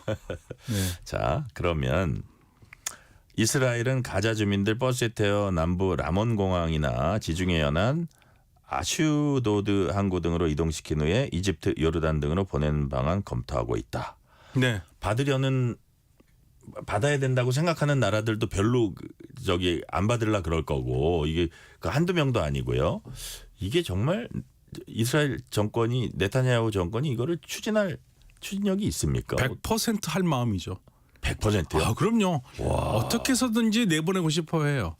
무지무지한 어떻게 사람들이거든요. 해서든지. 네, 그거는 이미 트럼프 대통령이 얘기를 했고 이스라엘 정부는 지금 너무 행복하죠. 사실은 이스라엘이 생각하는 것보다 훨씬 앞서서 얘기한 거예요. 그래요? 이 정도까지는 생각 못했던 겁니다. 그럼 어떻게 보면 트럼프가 네타냐후한테 너무 큰 선물을 준 거예요? 엄청나게 큰 선물이죠. 그래요? 엄청나게 큰 선물인데요. 사실은 네타냐후 총리와의 회담에서 네타냐후 총리는 이 정도까지는 생각 못했고 네타냐후 총리는 휴전을 할 거라고 갔어요. 근데 사실 네타냐후 총리가 트럼프 대통령 와서 만나서 하고 싶었던 얘기는 가자보다 더 중요한 얘기가 있었습니다. 이란. 예. 이란 핵 공격을 해야 된다. 이란 핵시설을 공격을 해야 된다. 이 말을 듣고 싶었어요. 그런데 트럼프 대통령이 단 한마디도 안 했습니다. 그랬어요. 경제 제재만 얘기했어요. 근데 네타냐후 총리는 경제 제재가 아니라 때리는 거. 같이 때리거나 우리가 때리는 거를 봐달라고 그랬는데 트럼프 대통령이 거기에 대해서 한마디도 안 했습니다. 한꺼번에 다 주지는 않는군요. 네. 그래서 사실 그날 보면은요. 굉장히 뜻밖의 선물을 받아서 굉장히 기뻐해야 되는데 그날 얼굴을 보면 네타냐후 총리 얼굴이 그렇게 밝지는 않아요. 두 가지 믹스트 이모션이. 네. 근데 사실은 그 이란 문제가 더 컸기 때문에 가자는 어차피 지금 이스라엘이 통제할 수 있다고 생각하기 때문에. 근데 이제 이란이 아까웠던 거죠. 네타냐후 여러 가지 감정이 섞여 있었다. 기쁨과 당혹함과 같이 섞여 있었다는 건데 이제 이주 대상국 지목된 이집트, 요르단 반발할 거고 이걸 포함해서 이 무슬림 진영은 어떤 대응책을 갖고 있을까요? 말도 안 된다는 얘기를 하고 있죠. 그렇죠. 그러니까 예를 들면 오늘 제가 아까 확인해 봤는데 사우디에서는 뭐라고 그러냐면요. 아니 트럼프 대통령 당신이 그렇게 이스라엘 사람들 사랑하고 좋아하니까 그러면 알래스카와 그린란드에다가 옮겨라. 너무 춥긴 한데 여하튼 그런 얘기까지 해요. 네, 그렇게 사랑하는 이스라엘 사람들을 차라리 옮겨라. 그린란드나 알래스카로 옮기면 되지 않느냐. 팔레스타인 가기도 싫어하는 사람들을 왜 옮기냐 이거죠. 아랍 지역에서는 지금 여기에 대해서 찬성하는 나라는 하나도 없고요. 이집트는 말도 안 된다고 하고 있고요. 요르단이 조금 지금 갈등하고 있어요. 이걸 좀 그래도 트럼프를 무시할 수는 없다? 왜냐하면 돈 때문에 그래요. 돈 때문에. 요르단도 그렇고 이집트도 그렇고요. 이스라엘이 미국의 원조를 받습니다. 약 15억 불 정도를 받거든요. 우리 좀 한 2조 원 좀 넘는데 이게 이집트의 경제 규모에서는 요르단보다 크진 않지만 요르단 같은 경우에는 거의 예산의 10%는 돼요. 와, 엄청나게 큰 돈인데. 정부 지출에. 그러니까 그거를 포기를 분명히 트럼프 대통령은 그거를 같이 지렛대로 쓸 거거든요. 그래 너 안 받아? 내 말 안 따라? 그러면 너 먼저 끊어버릴게. 이렇게 할 수가 있거든요. 그래서 지금 요르단 국왕은 고민을 하고 있는데 그러면 이제 주변에서는 그냥 고민하지 말고 받으면 되지 않느냐 그러는데 이게 녹록치 않은 문제가 아니 다른 아랍 국가들의 시선도 있잖아요. 시선도 있죠. 그리고 일단은 받으면은요. 팔레스타인 국가라는 건 사라지는 거잖아요. 어떤 면에서는. 그러면 요르단은 역사 속에서 영원히 팔레스타인 국가 건설을 방해한 배신자로 찍히죠. 영원한 배신자. 예. 그리고 또 실질적인 문제는 어떤 문제가 있냐면 요르단이 국민들이 한 1,200만이 좀 안 되거든요. 그런데 뭐 통계상으로는 한 200만 명 정도 요르단 국민이라고 그러는데 우리가 보통 알고 있기는 반 정도는 팔레스타인 사람들이에요. 그런데 여기다가 또 팔레스타인 사람들이 들어온다. 근데 이 팔레스타인 사람들이 대체적으로 공화정자들이거든요. 왕정을 싫어해요. 그리고 이미 1970년에 요르단 국왕에 반대하는 팔레스타인 난민들이 정부를 전복하려는 반란도 있었어요. 그러니까 요르단 국왕은 미국이 돈을 안 주면 안 되는데 아니 그거를 받기 위해서 난민을 받자니 이게 역사 속의 죄인이 되기도 하고 동시에 우리 정치가 불안해서 내가 왕정에서 물러날 수도 있겠다라는 생각이 되니까 지금 갈등하고 있죠. 그러니까요. 그래서 이게 워낙 엄청난 일을 막 하려 그러니까 이스라엘은 막 신나 있다 이거는 이제 이해는 되는데 과연 미국이 이 220만 명을 다 쫓아내고 이거를 정말 하려고 할까? 트럼프가 그 특유의 거래 기술을 발휘하려 그러는 건 아니냐. 그래서 어느 선까지 요 선까지만 우리는 하면 목표다. 뭐 이런 생각도 가지고 있을까요? 뭐 차선이랄까 이런 것도 있을까요? 그러니까 이거를 이제 음모설로 약간의 그 거래로 보는 분들 중에서 이런 얘기를 하고 있습니다. 네타냐후 총리가요. 지금 연정이거든요. 원래 68석이었다가 지금 62석이 됐어요. 왜냐하면 가자와 휴전 협정을 한다니까 나 휴전 협정하면 나 정부에 참여 안 한다고 하면서 나가버리는 사람들이 있거든요. 62석이에요. 그런데 이 62석 중에 이 한 8석 정도가 만약에 이스라엘 군대를 가자에서 빼면 나 연정 탈퇴하겠다. 또 나가요? 예, 그러면 연정 무너지잖아요. 아, 그런 거예요? 예, 연정이 무너지잖아요. 그러니까 그걸 막기 위해서 지금 요르단강 서안을 공격하고 있거든요. 그런데 미국 대통령이 야, 가자를 이렇게 사람들 다 쫓아낸다고 그러니까 그렇게 되면 이 사람들이 그럼 잠시 내가 좀 참아볼게라고 있을 수 있거든요. 그래서 어쩌면 네타냐후 총리를 도와주기 위해서 연정이 무너지지 않고 계속 가기 위해서 하나의 셈법을 쓴 건 아니냐. 왜냐하면 논리적으로요. 이스라엘에서도 지식 있는 사람들은 아니 우리 가자를 우리한테 주는 거는 좋지만 220만 명은 무슨 수로 다 쫓아내는 거야. 그거 너무 어마어마하니까. 어마어마한 일이죠. 그런 해석도 한다 이거죠. 그런 분석도. 그렇습니다. 네. 자, 이런 가운데 이스라엘 북부 레바논은 최근 대통령 선출한 후에 내각 인선 마무리했습니다. 이전엔 레바논엔 하마스 배후죠. 헤즈볼라 입김이 매우 강했었는데 이스라엘 대대적 공세로 뭐 거의 괴멸 축소되면서 이번에 친서방 정권이 출범했어요. 레바논 새 정부 출범 의미 간단히 좀 짚어주세요.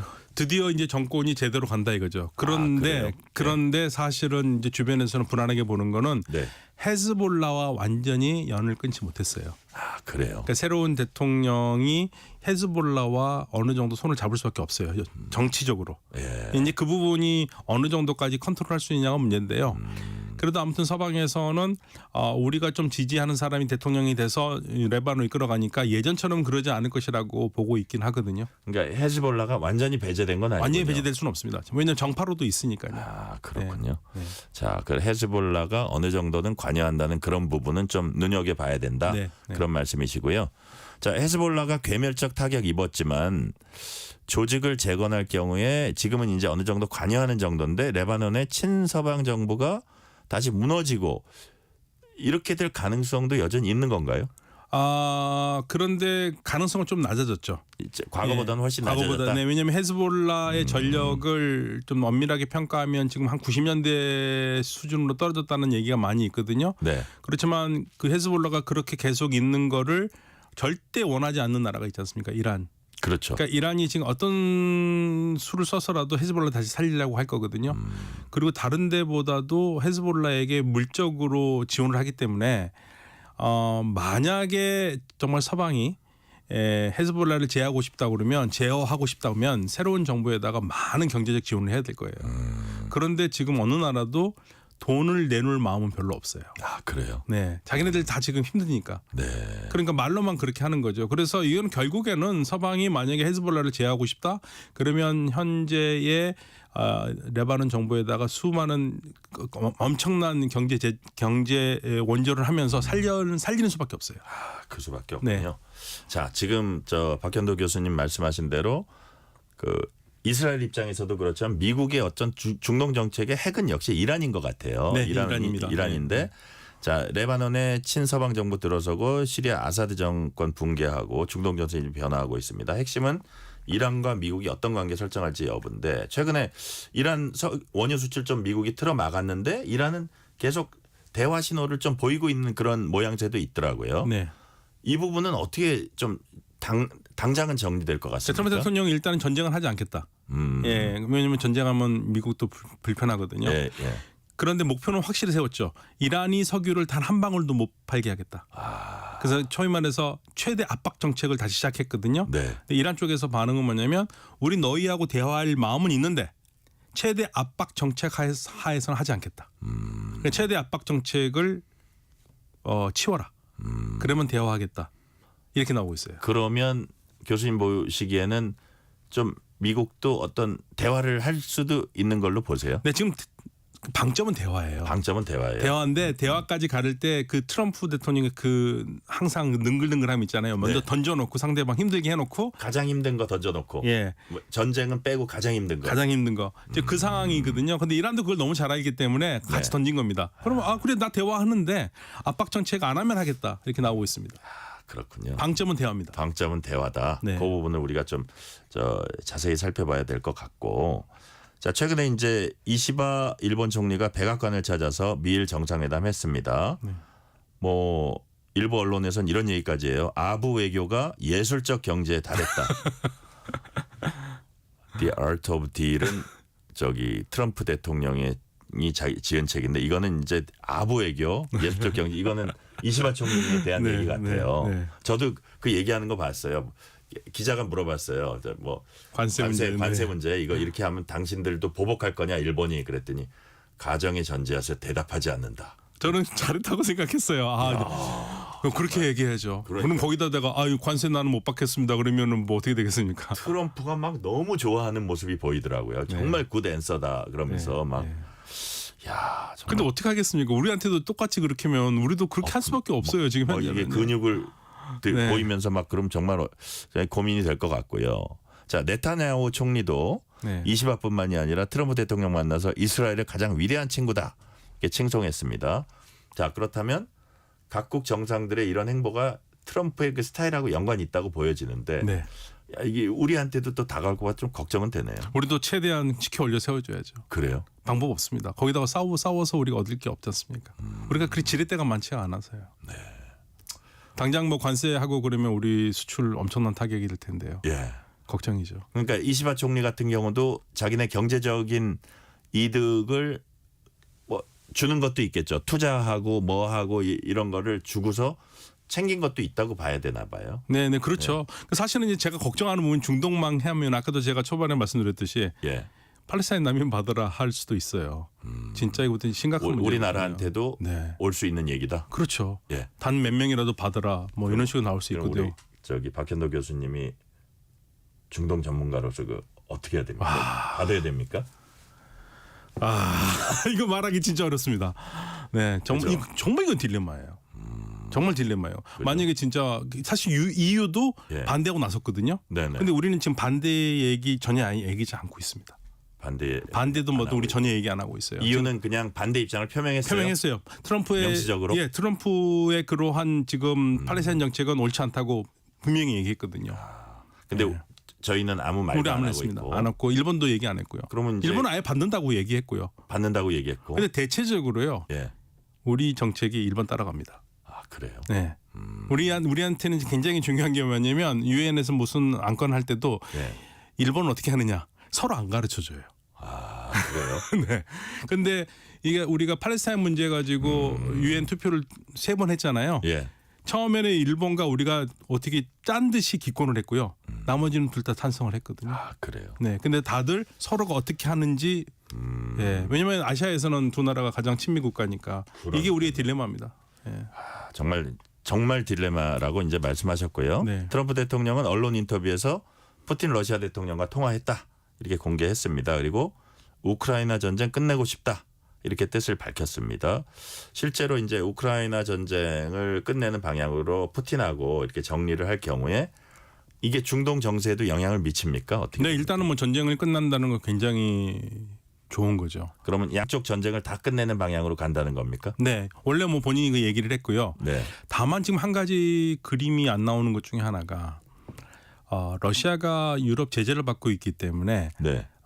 기존의 유럽으로 가는 통로를 포기를 했어요. 예. 그러면서 이란 쪽으로 내려와서 인도로 연결되는 항로를 만들었는데 그 항로의 가장 중요한 통로 중에 하나가 이란의 차바하르 항구입니다. 네. 이란의 차바하르 항구를 인도가 개발하고 있었거든요. 네네. 근데 원래는 안 되는 건데 미국이 그동안 이란 제재의 예외 상황으로 인정을 해줬어요. 그런데 거기마저도 이번에 트럼프 대통령이 예외 없다 하고 지금 틀어막기 시작했거든요. 그래요. 그런데 제가 여기서 참 인도가 뛰어나다고 생각을 하는 게 네. 보통 그렇게 나오면 바로 한마디 나올 만 하거든요. 인도가 전혀 얘기 안 합니다. 일단 말을 참아요. 굉장히 참습니다. 전혀 얘기 안 해요, 정부가. 왜냐하면 이제 이번 주인가에 모디 총리가 미국에 가거든요. 예, 예. 가서 얘기를 하겠다는 거죠. 그 전에 언론을 통해서 정부 얘기 전혀 안 합니다. 놀라울 정도예요. 그래서 이거 보고 야, 참 대단하다. 트럼프 대통령을 다루는 법은 알고 있구나. 네, 그래서 네. 우리가 지금 여러 국가들이 하는 거를 보고 네. 좀 배워야 될 측면들이 있습니다. 여러 국가들 하는 거 우리도 이제 배워야 된다. 네. 자, 이제 트럼프 대통령 최우선 관심사 우리가 보면 굳이 얘기하자면 무역, 그다음에 자기네 뭐 장벽도 얘기하지만 이민 문제 이 부분에 이제 되게 집중을 하거든요. 자, 관세 마찰 불사하고 국경 걸어 잠그면서 이민 문제 적극 대응을 합니다. 자, 미국 유권자 자기를 뽑아준 사람들에 대한 어떤 그 보답이기도 하고요. 이런 정책적 틈바구니에서 앞으로 트럼프의 중동 정책은 어떻게 될지. 왜냐하면 어떤 취지에서 제가 여쭤보는 거냐면 그동안 중동 정책이라는 건 미국의 최우선에 항상 있었잖아요. 그 우선순위가 좀 떨어지면서 그 모습이 변할지 어떻게 전망하세요? 아니요. 저는 중동 정책이 8년 전하고는 좀 다르게 네. 어떤 모습을 보일 거냐면 8년 전에는 이란을 여러 국가와 함께 압박하는 모양새였거든요. 네. 근데 지금 아랍 국가들은 이란을 압박하는 게 아니라 이란과 같이 가자. 그래서 이들이 트럼프 대통령을 설득할 가능성이 있다고 봅니다. 그래서 저는 대화에 방점을 두고 있는 게요. 결국에는 이란이라는 나라가 경제적으로 굉장히 중요하기 때문에 네. 미국이 도외시할 수가 없습니다. 그리고 이란이 중국 편으로 가는 것보다는 미국 편에 있는 것이 낫기 때문에. 그렇게 한없이 어렵게 할 수는 없군요. 네, 그래서 그 아랍 국가들이 중요한 브로커 역할을 할 가능성이 있다. 그래서 오히려 트럼프 대통령 때 이란 문제가 더 풀릴 수도 있을 것 같다는 생각이 들어요. 트럼프 대통령이 이란에 원하는 건 딱 한 가지입니다. 네. 자기 이름이 들어간 핵과 관련된 서명을 하는 겁니다. 자기의 업적을 남기는 네, 거. 업적을 남기는 거. 굉장히 중요해요. 트럼프 대통령이 그 사인에 굉장히 집착합니다. 그러니까요. 네, 뭔가 성과를 내보고 싶어해요. 그 김정은 뭐 친구라 그러는 것도 그런 것 같아요. 네. 뭔가 보여주고 싶다. 이주일 선생님 말씀하셨던 것처럼 네. 뭔가 보여주고 싶습니다. 이게 지금 트럼프 대통령이 중동 정책의 이란 정책의 핵심인 것 같습니다. 자, 이란 정책의 핵심은 뭔가 업적을 내고 싶다. 오늘 말씀은 여기까지 듣겠습니다. 지금까지 박현도 서강대 유로메나 연구소 교수였습니다. 교수님 감사합니다. 네, 감사합니다. 퇴근길 당신과 함께 읽는 세상 이야기 KBS 1라디오 뉴스레터 K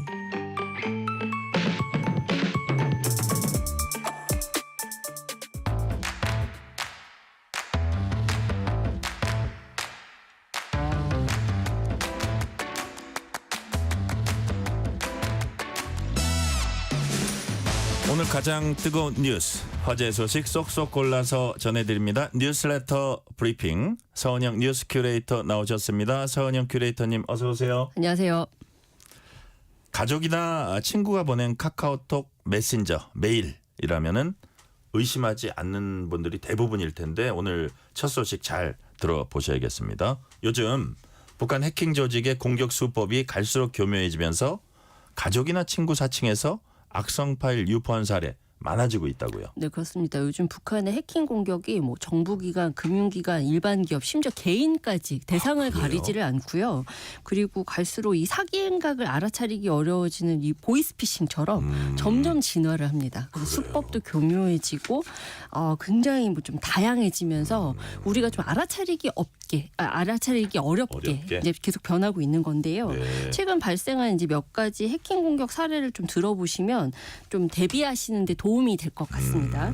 이제 지난해 11월에 있던 사례를 한 가지 말씀을 드리면요. 카카오톡 단체 대화방에 이제 두 가지 유형의 파일이 이제 딱 올라옵니다. 그러니까 파일명은 북러 밀착과 중국의 대북 압박이 북한 체제에 미치는 영향이라는 제목인데 딱 들으면 어디서나 나올 법한 보고서 이름 같죠. 그런데 이제 이 파일이 한 번은 이제 HWP 우리가 흔히 아는 한글 파일 이게 하나 딱 올라오고 좀 시차를 두고서는 바로가기 링크 파일 LNK 파일이 이제 딱 올라옵니다. 그런데 이게 평소에 그냥 이제 알고 지내던 지인이 올린 것이기 때문에 대부분 사람들은 아무런 의심 없이 이제 클릭을 하는 거죠. 근데 이 파일들을 클릭을 했을 때 어떤 일이 벌어지냐면 딱 이제 내가 만약에 다운로드한 기기가 PC다 내지는 이제 뭐 휴대폰이다. 그럼 이제 그 기기에 파일이 이제 저장이 되면서 그때부터 이게 악성 파일이 일정 기간 잠복을 합니다. 내 기기 안에서. 그러면서 일단 내 정보를 빼가고요.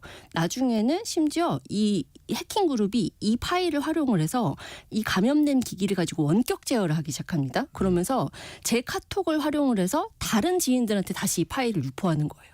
그러면서 또 정보를 빼가고 또 그 지인들의 휴대폰이나 PC에서 또 다시 잠복하면서 정보를 빼간 다음에 다시 또 이 파일을 유포하고 이것들이 계속 반복이 되면 나중에는 굉장히 많은 개인정보가 유출이 되는 것이겠죠. 참 나빠요. 네. 네. 그리고 이제 또 한 가지 사례를 또 말씀을 드리면요. 이것도 정말 교묘합니다. 그러니까 최근에 이제 북한 해킹 조직 김숙희가 네이버 고객센터를 사칭한 피싱 공격을 한 건데요. 메일 주제가 이제 뭐 전자문서 도착 알림, 뭐 회원 정보 변경 알림, 약관 위반 알림 이런 것들입니다. 그러니까 우리가 평소에 네이버 고객센터에서 받을 법한 메일 제목이잖아요. 그러니까요. 그런데 이 메일을 열면요. 심지어 또 네이버 고객센터에서 보낸 안내 메일하고 아주 유사한 디자인으로 제작이 되어 있습니다. 그래서 아무 의심 없이 이제 만약에 여기에서 확인하러 가기 버튼을 딱 클릭을 합니다. 그러면 피싱 사이트로 연결이 되고요. 본인 확인을 위해서 비밀번호를 입력해라 라고 이제 비밀번호를 입력하면 그때부터 저의 개인정보가 한꺼번에 빠져나가는 거죠. 굉장히 교묘하죠. 그러니까요. 근데 이게 우리가 뭐 알아차릴 방법이 있으면 좋겠는데 그게 쉽지 않아 보이는데 그렇다면 피해 입지 않으려면 어떻게 해야 돼요? 참 지금으로서는 의심하고 또 의심하셔라 이 정도 조언을 드릴 수 있을 것 같아요. 내가 아는 사람 이름으로 오는데 그걸 어떻게 안 열어볼 수도 없고. 그러게 말입니다. 이제 특히나 이제 카톡 공격 같은 경우에는 이제 만약에 우리 앵커께서 저한테 이제 파일 이렇게 보내면 저도 정말 아무 의심 없이 다운로드 할 것 같거든요. 제가 좀 신뢰가 가잖아요. 네. 그런데 이런 이름이네 딱 열 것 같아요. 앞으로는 섣불리 다운로드하면 안 된다라는 사실을 계속 숙지를 하셔야 될 것 같고요. 메일 같은 경우는 그래도 조금은 더 의심해보고 확인해볼 만한 것들이 좀 있습니다. 그러니까 뭐냐면 메일 주소 계속 끝까지 확인해 보시는 습관이 좀 있어야 돼요. 그러니까 그냥 네이버 고객센터라고 써 있는 한글 이름만 보지 마시고 이렇게 커서를 갖다가 올리면은 상세 메일 주소가 나오거든요. 근데 보통 이제 해킹 메일이다. 그러면 이 메일 주소가 이상한 경우들이 꽤 있습니다. 근데 만약에 여기에서도 포착이 어렵다. 근데 열고 들어갔을 때 아까 제가 피싱 사이트로 연결이 된다고 말씀드렸잖아요. 그 URL도 반드시 확인을 해보셔야 합니다. 그래서 이 메일이 온 계정에 뒤에 쓰여 있는 URL 주소랑 이 실제로 내가 이 메일을 열어서 클릭해서 들어간 사이트의 URL이 일치하는지 이것들 좀 확인하셔야겠고요. 뭐 사실 어쨌든 열기 전에 이 이름이구나 나 아는 사람이다 보다는 메일에 좀 이상한 게 없는지 이렇게 맞습니다. 교차 확인해 볼 수 있으면 해보라 그런 말씀이시네요. 맞습니다. 그 로고 같은 것들도 좀 실제 로고랑 정말 맞는지 다른 것들이 들어갈 수도 있고 이런 것들 좀 확인해 보시는 것도 중요하겠고요. 그래서 결국에는 계속해서 의심하고 확인하는 작업을 반복하시는 수밖에 없다 이렇게 말씀드릴 수 있습니다. 현재로서는 의심하고 또 확인해야 된다는 말씀해 주셨어요. 자, 중국에서 개발한 생성형 AI 서비스 딥시크가 계속 화제가 되고 있습니다. 근데 딥시크에 민감한 질문을 던져봤더니 어떤 언어로 질문을 했느냐에 따라서 전혀 다른 답변이 나온다. 이거 무슨 얘기입니까? 이 국가정보원이 딥시크에 대한 기술 검증을 좀 진행하는 과정에서 이제 여러 언어로 민감한 질문을 던져봤다고 합니다. 그러니까 예컨대 동북 공정의 정당성을 묻는 질문을 해봤는데 한국어로 질문을 했을 때는 이제 주변 국가와의 역사적 해석 차이로 다양한 차이가 존재한다. 이렇게 굉장히 외교적인 답변을 내놨고요. 영어와 중국어 질문에는 중국 동북 지역 활성화를 위한 정당한 이니셔티브다. 중국 이익에 부합한다. 이렇게 전혀 다른 답변을 내놨습니다. 그리고 이제 김치의 원산지를 물어봤더니 뭐 중국어 질문에는 원산지는 한국이 아닌 중국이다. 이렇게 사실관계가 틀린 답변을 했고요. 단오절이 어디 명절이냐 이 질문에도 중국어 질문에는 중국의 전통 명절이다. 이렇게 엉터리 같은 답변을 내놨습니다. 이야, 이거 좀 문제가 있네요. 그렇죠. 자, 다른 생성형 AI도 이렇게 질문하는 언어에 따라서 다른 답변을 내놓는 경우가 있나요? 그렇지 않습니다. 그러니까 오픈 AI의 챗GPT나 네이버의 클로버X 같은 다른 생성형 AI 서비스 같은 경우에는 질문 내용만 같다면 어떤 언어로 질문을 하든 동일한 답변을 하는 것으로 확인이 됐습니다. 근데 딥시크가 어째서 이렇게 언어별로 좀 다른 답변을 내놓는 것인지는 좀 사실 확인이 좀 필요해 보이고요. 국정원이 이제 또 딥시크를 통한 정보 유출이 우려되는 만큼 사용에 각별히 유의해야 한다. 이런 좀 경고를 내놓기도 했는데요. 국정원의 이제 기술 검증 결과 딥시크가 다른 생성형 AI 서비스하고 다른 점들이 굉장히 많았다. 예를 들면 뭐 개인을 식별할 수 있는 키보드 입력 패턴. 그러니까 이게 그냥 키보드만 입력 패턴만 뭐 유출이 된다면 이거는 사실 정보로서 아무 의미가 없을 수도 있죠. 근데 여기에 다른 개인 정보들을 조합을 할 수가 있다는 겁니다. 가령 중국 업체 서버와 통신하는 기능이 딥시크에는 있는데 그럼 채팅 기록 같은 것들이 얼마든지 중국 내 서버로 전송이 될 수가 있고요. 사용자가 입력한 데이터를 학습 데이터로 활용하는 것도 막을 수가 없습니다. 그러니까 제가 이제 뭐 질문하는 과정에서 제가 알고 있는 것들 내지는 뭐 저의 개인 정보를 적었을 때 이런 것들이 그대로 저장이 되고 학습 데이터로 활용이 될 수 있는 위험이 있다는 것이고요. 이 문제는 이게 이용 약관상 우리 국민의 개인 정보나 입력 데이터 같은 것들이 중국 내 서버에 저장이 되고 심지어 중국 정부가 요청하면 언제든지 제공할 수 있게 되어 있다라는 점도 좀 숙지하실 필요가 있겠습니다. 그래서 지금 국정원에서는 최근 이제 정부 부처에다가 딥시크를 포함한 생성형 AI를 업무에 활용할 때 보안에 유의해야 한다. 이런 좀 공문을 서둘러서 배포를 했고요. 향후에도 좀 딥시크에 대한 추가적인 기술 검증을 좀 진행을 해서 전 국민에게 알리겠다. 이렇게 방침을 정하고 있습니다. 그러니까요. 정보기관들은 지금 사용을 제한하고 있고. 자, 다음 소식입니다. 우리 주위에 개나 고양이 같은 동물 키우는 반려가구 정말 많습니다. 근데 반려동물 기생충에 사람이 감염될 가능성이 있다. 이거는 뭐 좀 처음 들어보신 분들도 꽤 있을 것 같아요. 조사 결과가 나왔다면서요. 네. 그러니까 이게 이제 질병관리청이 지난해 이제 10월에 리서치 기관을 통해서 조사를 한 겁니다. 그러니까 반려동물을 이제 키운다고 답한 604명의 응답자 가운데서 51.5%가 이제 개회충, 톡소플라즈마 같은 반려동물의 기생충으로부터 사람이 감염될 수 있다는 사실을 알지 못한다. 이렇게 좀 답을 했다라는 건데요. 사실 인수 공통 감염이라는 말은 아마 들어보셨을 거예요. 그러니까 우리가 그 전에도 사실 동물에게서 사람이 감염이 될 수 있다라는 것들은 이제 이야기를 하는데 사실 이건 반려동물들도 좀 반려동물을 키우시는 반려가구에서도 좀 이제 숙지를 하셔야 되는 내용인데 이거에 대한 사실 이해도가 생각보다 낮았다라는 것이 이제 이 설문의 이제 결과인 것이고요.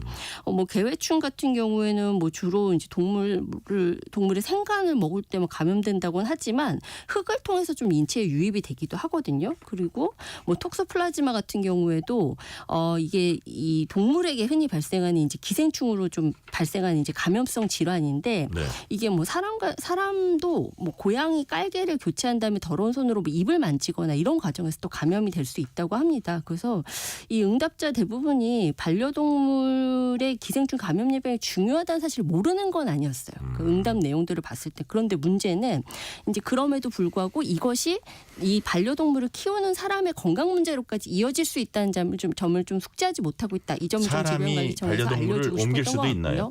사람이 그러니까 이거는 이제 그러니까 동물이 사람한테 옮기는 거 우리가 주로 얘기했는데 사람한테서 반려동물한테 가기도 제가 그것까지는 사실 잘 모르겠습니다. 지금 말씀하신 건 어쨌든 네. 반려동물한테 네. 사람이 옮는 거 말씀하시는 거죠? 그렇습니다. 네, 맞습니다.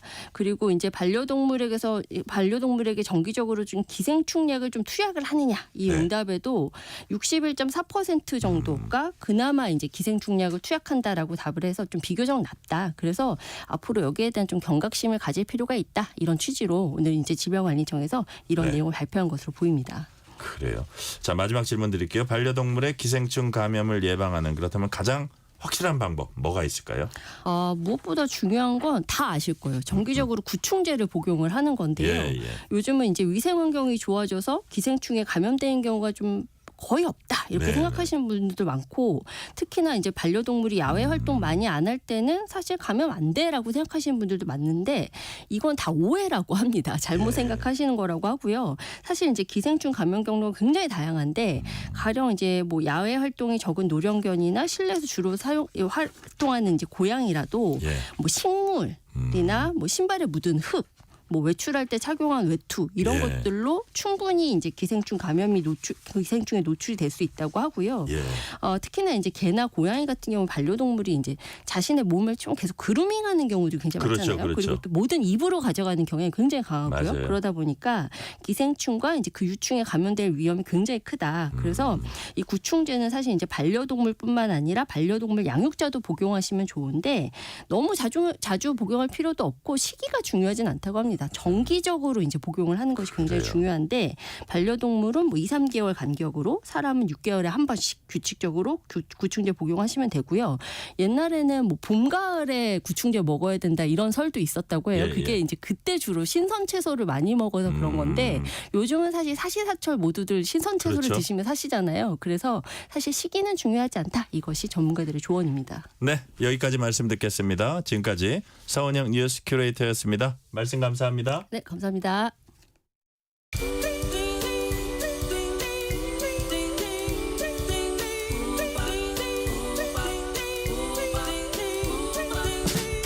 오늘 하루 뉴스를 정리해주는 다정한 편지 한 통. KBS 일라디오 뉴스레터 K.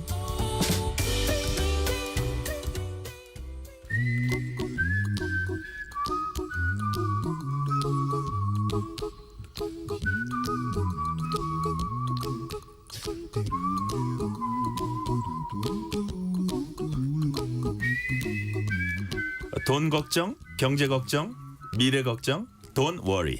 전문가와 함께 모든 경제 걱정 해소해드리는 시간입니다. 오늘도 권혁중 경제평론가 나오셨습니다. 권혁중 평론가님 어서 오세요. 네, 안녕하십니까.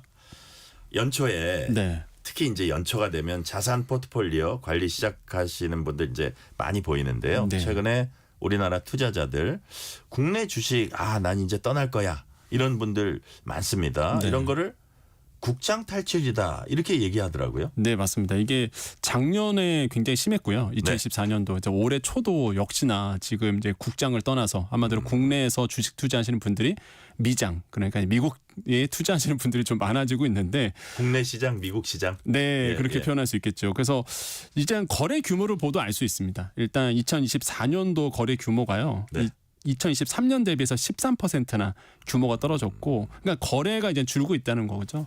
그다음에 2021년 대비해서는 무려 48%나 이제 감소된 수치거든요. 그 정도로 이제는 우리나라에서 사실 주식시장 안에서 지금 플레이를 하는 분들이 많이 줄어들고 있고, 해외 주식 같은 경우는 많이 늘었습니다. 이게 2024년도 같은 경우가 전년 대비, 그러니까 2023년도보다 39%나 늘었고요. 2023년은요 또 그 전 대비, 그러니까 2022년 대비로 보면 89%나 늘었거든요. 주로 미국이 많아요. 네, 맞습니다. 그래서 이제 많은 분들이 물론 총량으로 보면 아직도 우리나라에서 투자하시는 분 많겠지만은 일단 퍼센테이지로 본다 그러면 우리나라의 거래 규모는 점점 줄고 있고 해외에 투자하시는 분들이 그 거래 규모는 좀 늘고 있다 보시면 되겠고, 그럴 수밖에 없는 게 작년도 수익률을 보면 그게 딱 드러납니다. 작년 한 해 수익률을 봤더니 코스피 같은 경우는 9.44% 떨어졌고요. 코스닥은 23%나 떨어졌거든요. 그런데 동일한 기간에 S&P 500 지수는 26%나 올랐고요. 나스닥 지수, 그러니까 기술주 중심은 33%나 올랐거든요.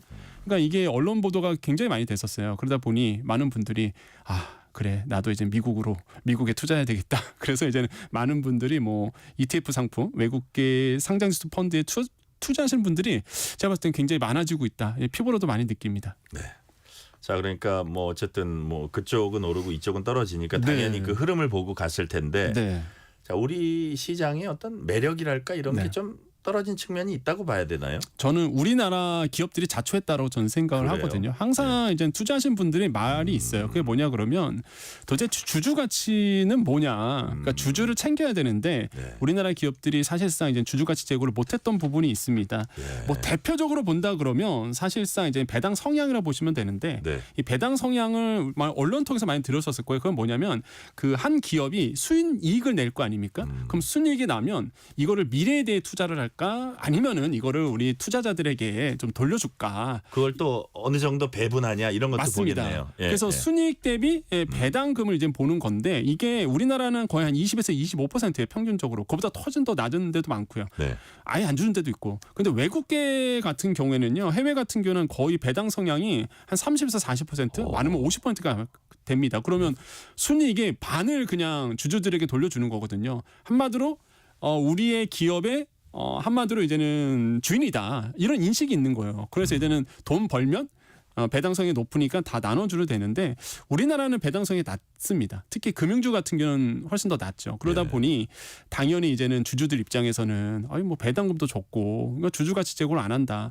뭐 내가 돈이 있으면 어디다 투자하겠어요. 당연히 배당 많이 주는 쪽으로 이제 투자할 수밖에 없겠죠. 업종별로 좀 많이 주는 데가 어떤 데가 있어요? 일단은 그거는 회사에 따라 다른가요? 네, 회사에 좀 다른데 고배당주 같은 경우에는 보통 석유와 관련된 네, 이런 기업들이 사실상 많이 배당 줄 성향이 편이에요? 좀 낮습니다. 그래서 이런 기업들이 이제 많이 투자하시고 그래서 이게 배당 성향이 좀 낮다 보니까 네. 많은 분들이 또 실망하는 부분도 있겠고 또 한 가지가 사실 시장에서 항상 얘기하는 게 그거예요. 이게 개인 주주들 뒤통수 친다 오너들이. 네. 왜 그러냐면 그 이런 사례가 있었습니다. 이제 물적 분할 이슈가 항상 있는데 뭐 대표적인 사례예요. 이거는 뭐 교과서에도 나올 정도로 워낙 유명한 사례다 보니까 많은 분들이 이제 LG화학에 과거에 2020년도에 투자하셨습니다. 근데 LG화학 왜냐하면 지금으로 보면 LG 엔솔 그러니까 배터리 사업부가 이제 따로 떨어졌지만은 그 당시엔 LG화학 안에 있었거든요. 그렇죠. 그러니까 많은 분들이 그거 하나 믿고 LG화학 쪽에 막 투자를 하셨단 말이에요. 근데 갑자기 LG화학 쪽에서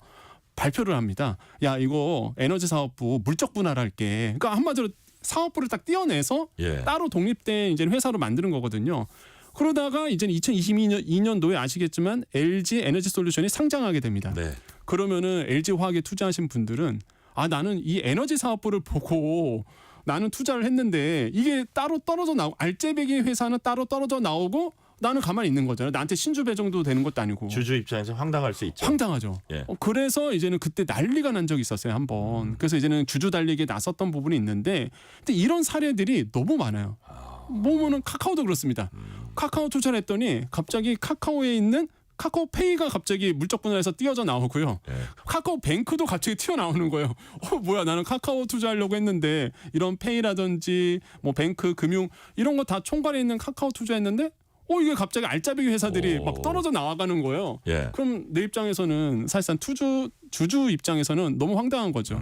이거에 대해서 사실상 이제 신주를 주던지 이래야 되는데 그렇지 않았던 부분이죠. 그러니까 개인 투자자들이 야 우리나라 기업 투자해봤자 이거는 뭐 갑자기 뒤통수 막 치고 이러니 야 이거는 좀 안 좋다 이런 얘기가 쌓이고 쌓인 거예요 사실. 그러니까요. 계속 불만이 쌓이고 쌓이다가 이제 수익률까지 미국에 투자하는 게 더 좋다더라 뭐 국장 안 되더라 이런 얘기가 막 작년에 돌다 보니까 정말로 많은 분들이 이제 미국에 이제는 투자하시는 분들이 굉장히 많아졌다는 거죠. 그래서 반성할 건 반성하고 그래야지만 사실상 또 우리나라의 국내 주식에 투자하시는 분이 늘어나다 보니까 이런 것들은 뭐 이미 교과서에 나온 내용이다 보니까 잠깐 말씀드렸습니다. 네.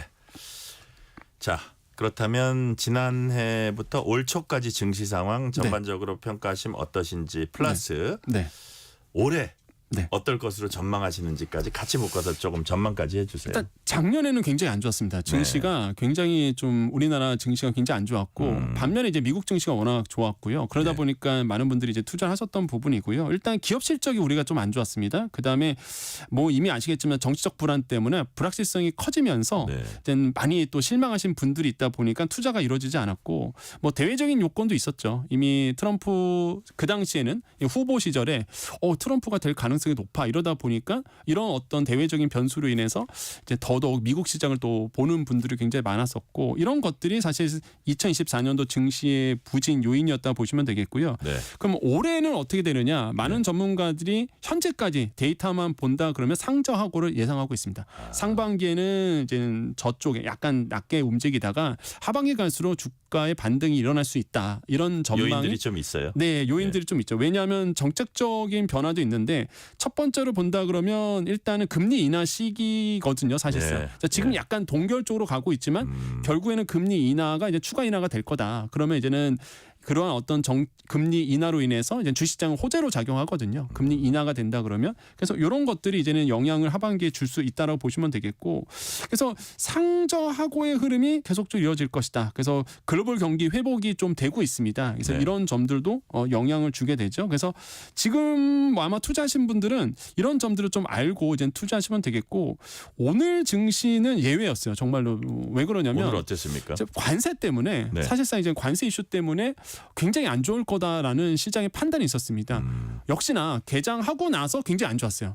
폭락을 했는데 그런데 이제 시간이 갈수록 이제 반등이 나오면서 계속적으로 오르가는 추세가 나왔습니다.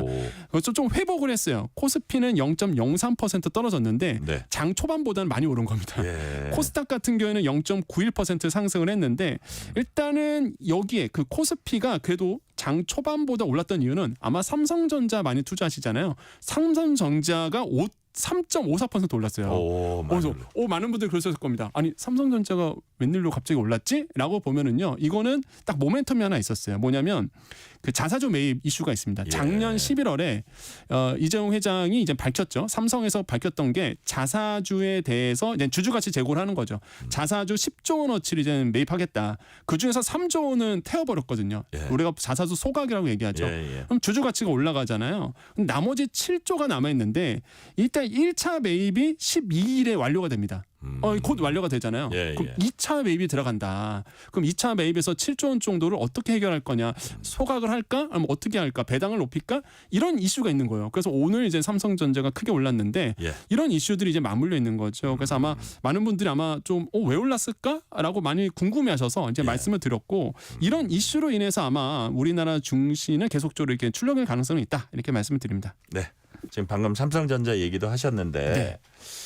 최근에 오픈 AI와 국내 업체들 협업 소식도 이제 발표되기도 했고 무슨 오픈 AI 뭐 저기 CEO하고 이재용 회장 뭐 손정희 회장 이런 회동 소식도 있고 했는데 반도체나 인공지능 쪽 올해 전망은 어떻게 보고 계세요? 굉장히 긍정적이죠. 그래요? 사실 왜냐하면 반도체라든지 AI 쪽은요. 뭐 이미 말씀하신 것처럼 앵커님 말씀하신 것처럼 스타게이트 이슈가 있습니다. 오픈 AI 그다음에 뭐 손정희 회장부터 시작해서 오라클부터 시작해서 사실상 소프트뱅크와 이렇게 협업을 통해서 스타게이트라는 거를 사실상 미국에 있는 AI 반도체 클러스터를 만드는 거죠. 그래서 이런 이슈가 있는데 삼성전자도 같이 하자 이런 제의가 들어온 거거든요. 그래서 이런 점을 봤을 때 삼성전자가 어떻게 행동할지는 보셔야 되겠지만 어쨌든 간에 뭐 AI 관련주들은 사실상 이번 연도에 가장 큰 수혜를 받을 가능성이 굉장히 커요. 그래서 AI와 관련돼 있다 그러면 많은 분들이 관심을 갖게 되고 이게 수급적인 측면에서 보면 돈이 몰리게 되거든요.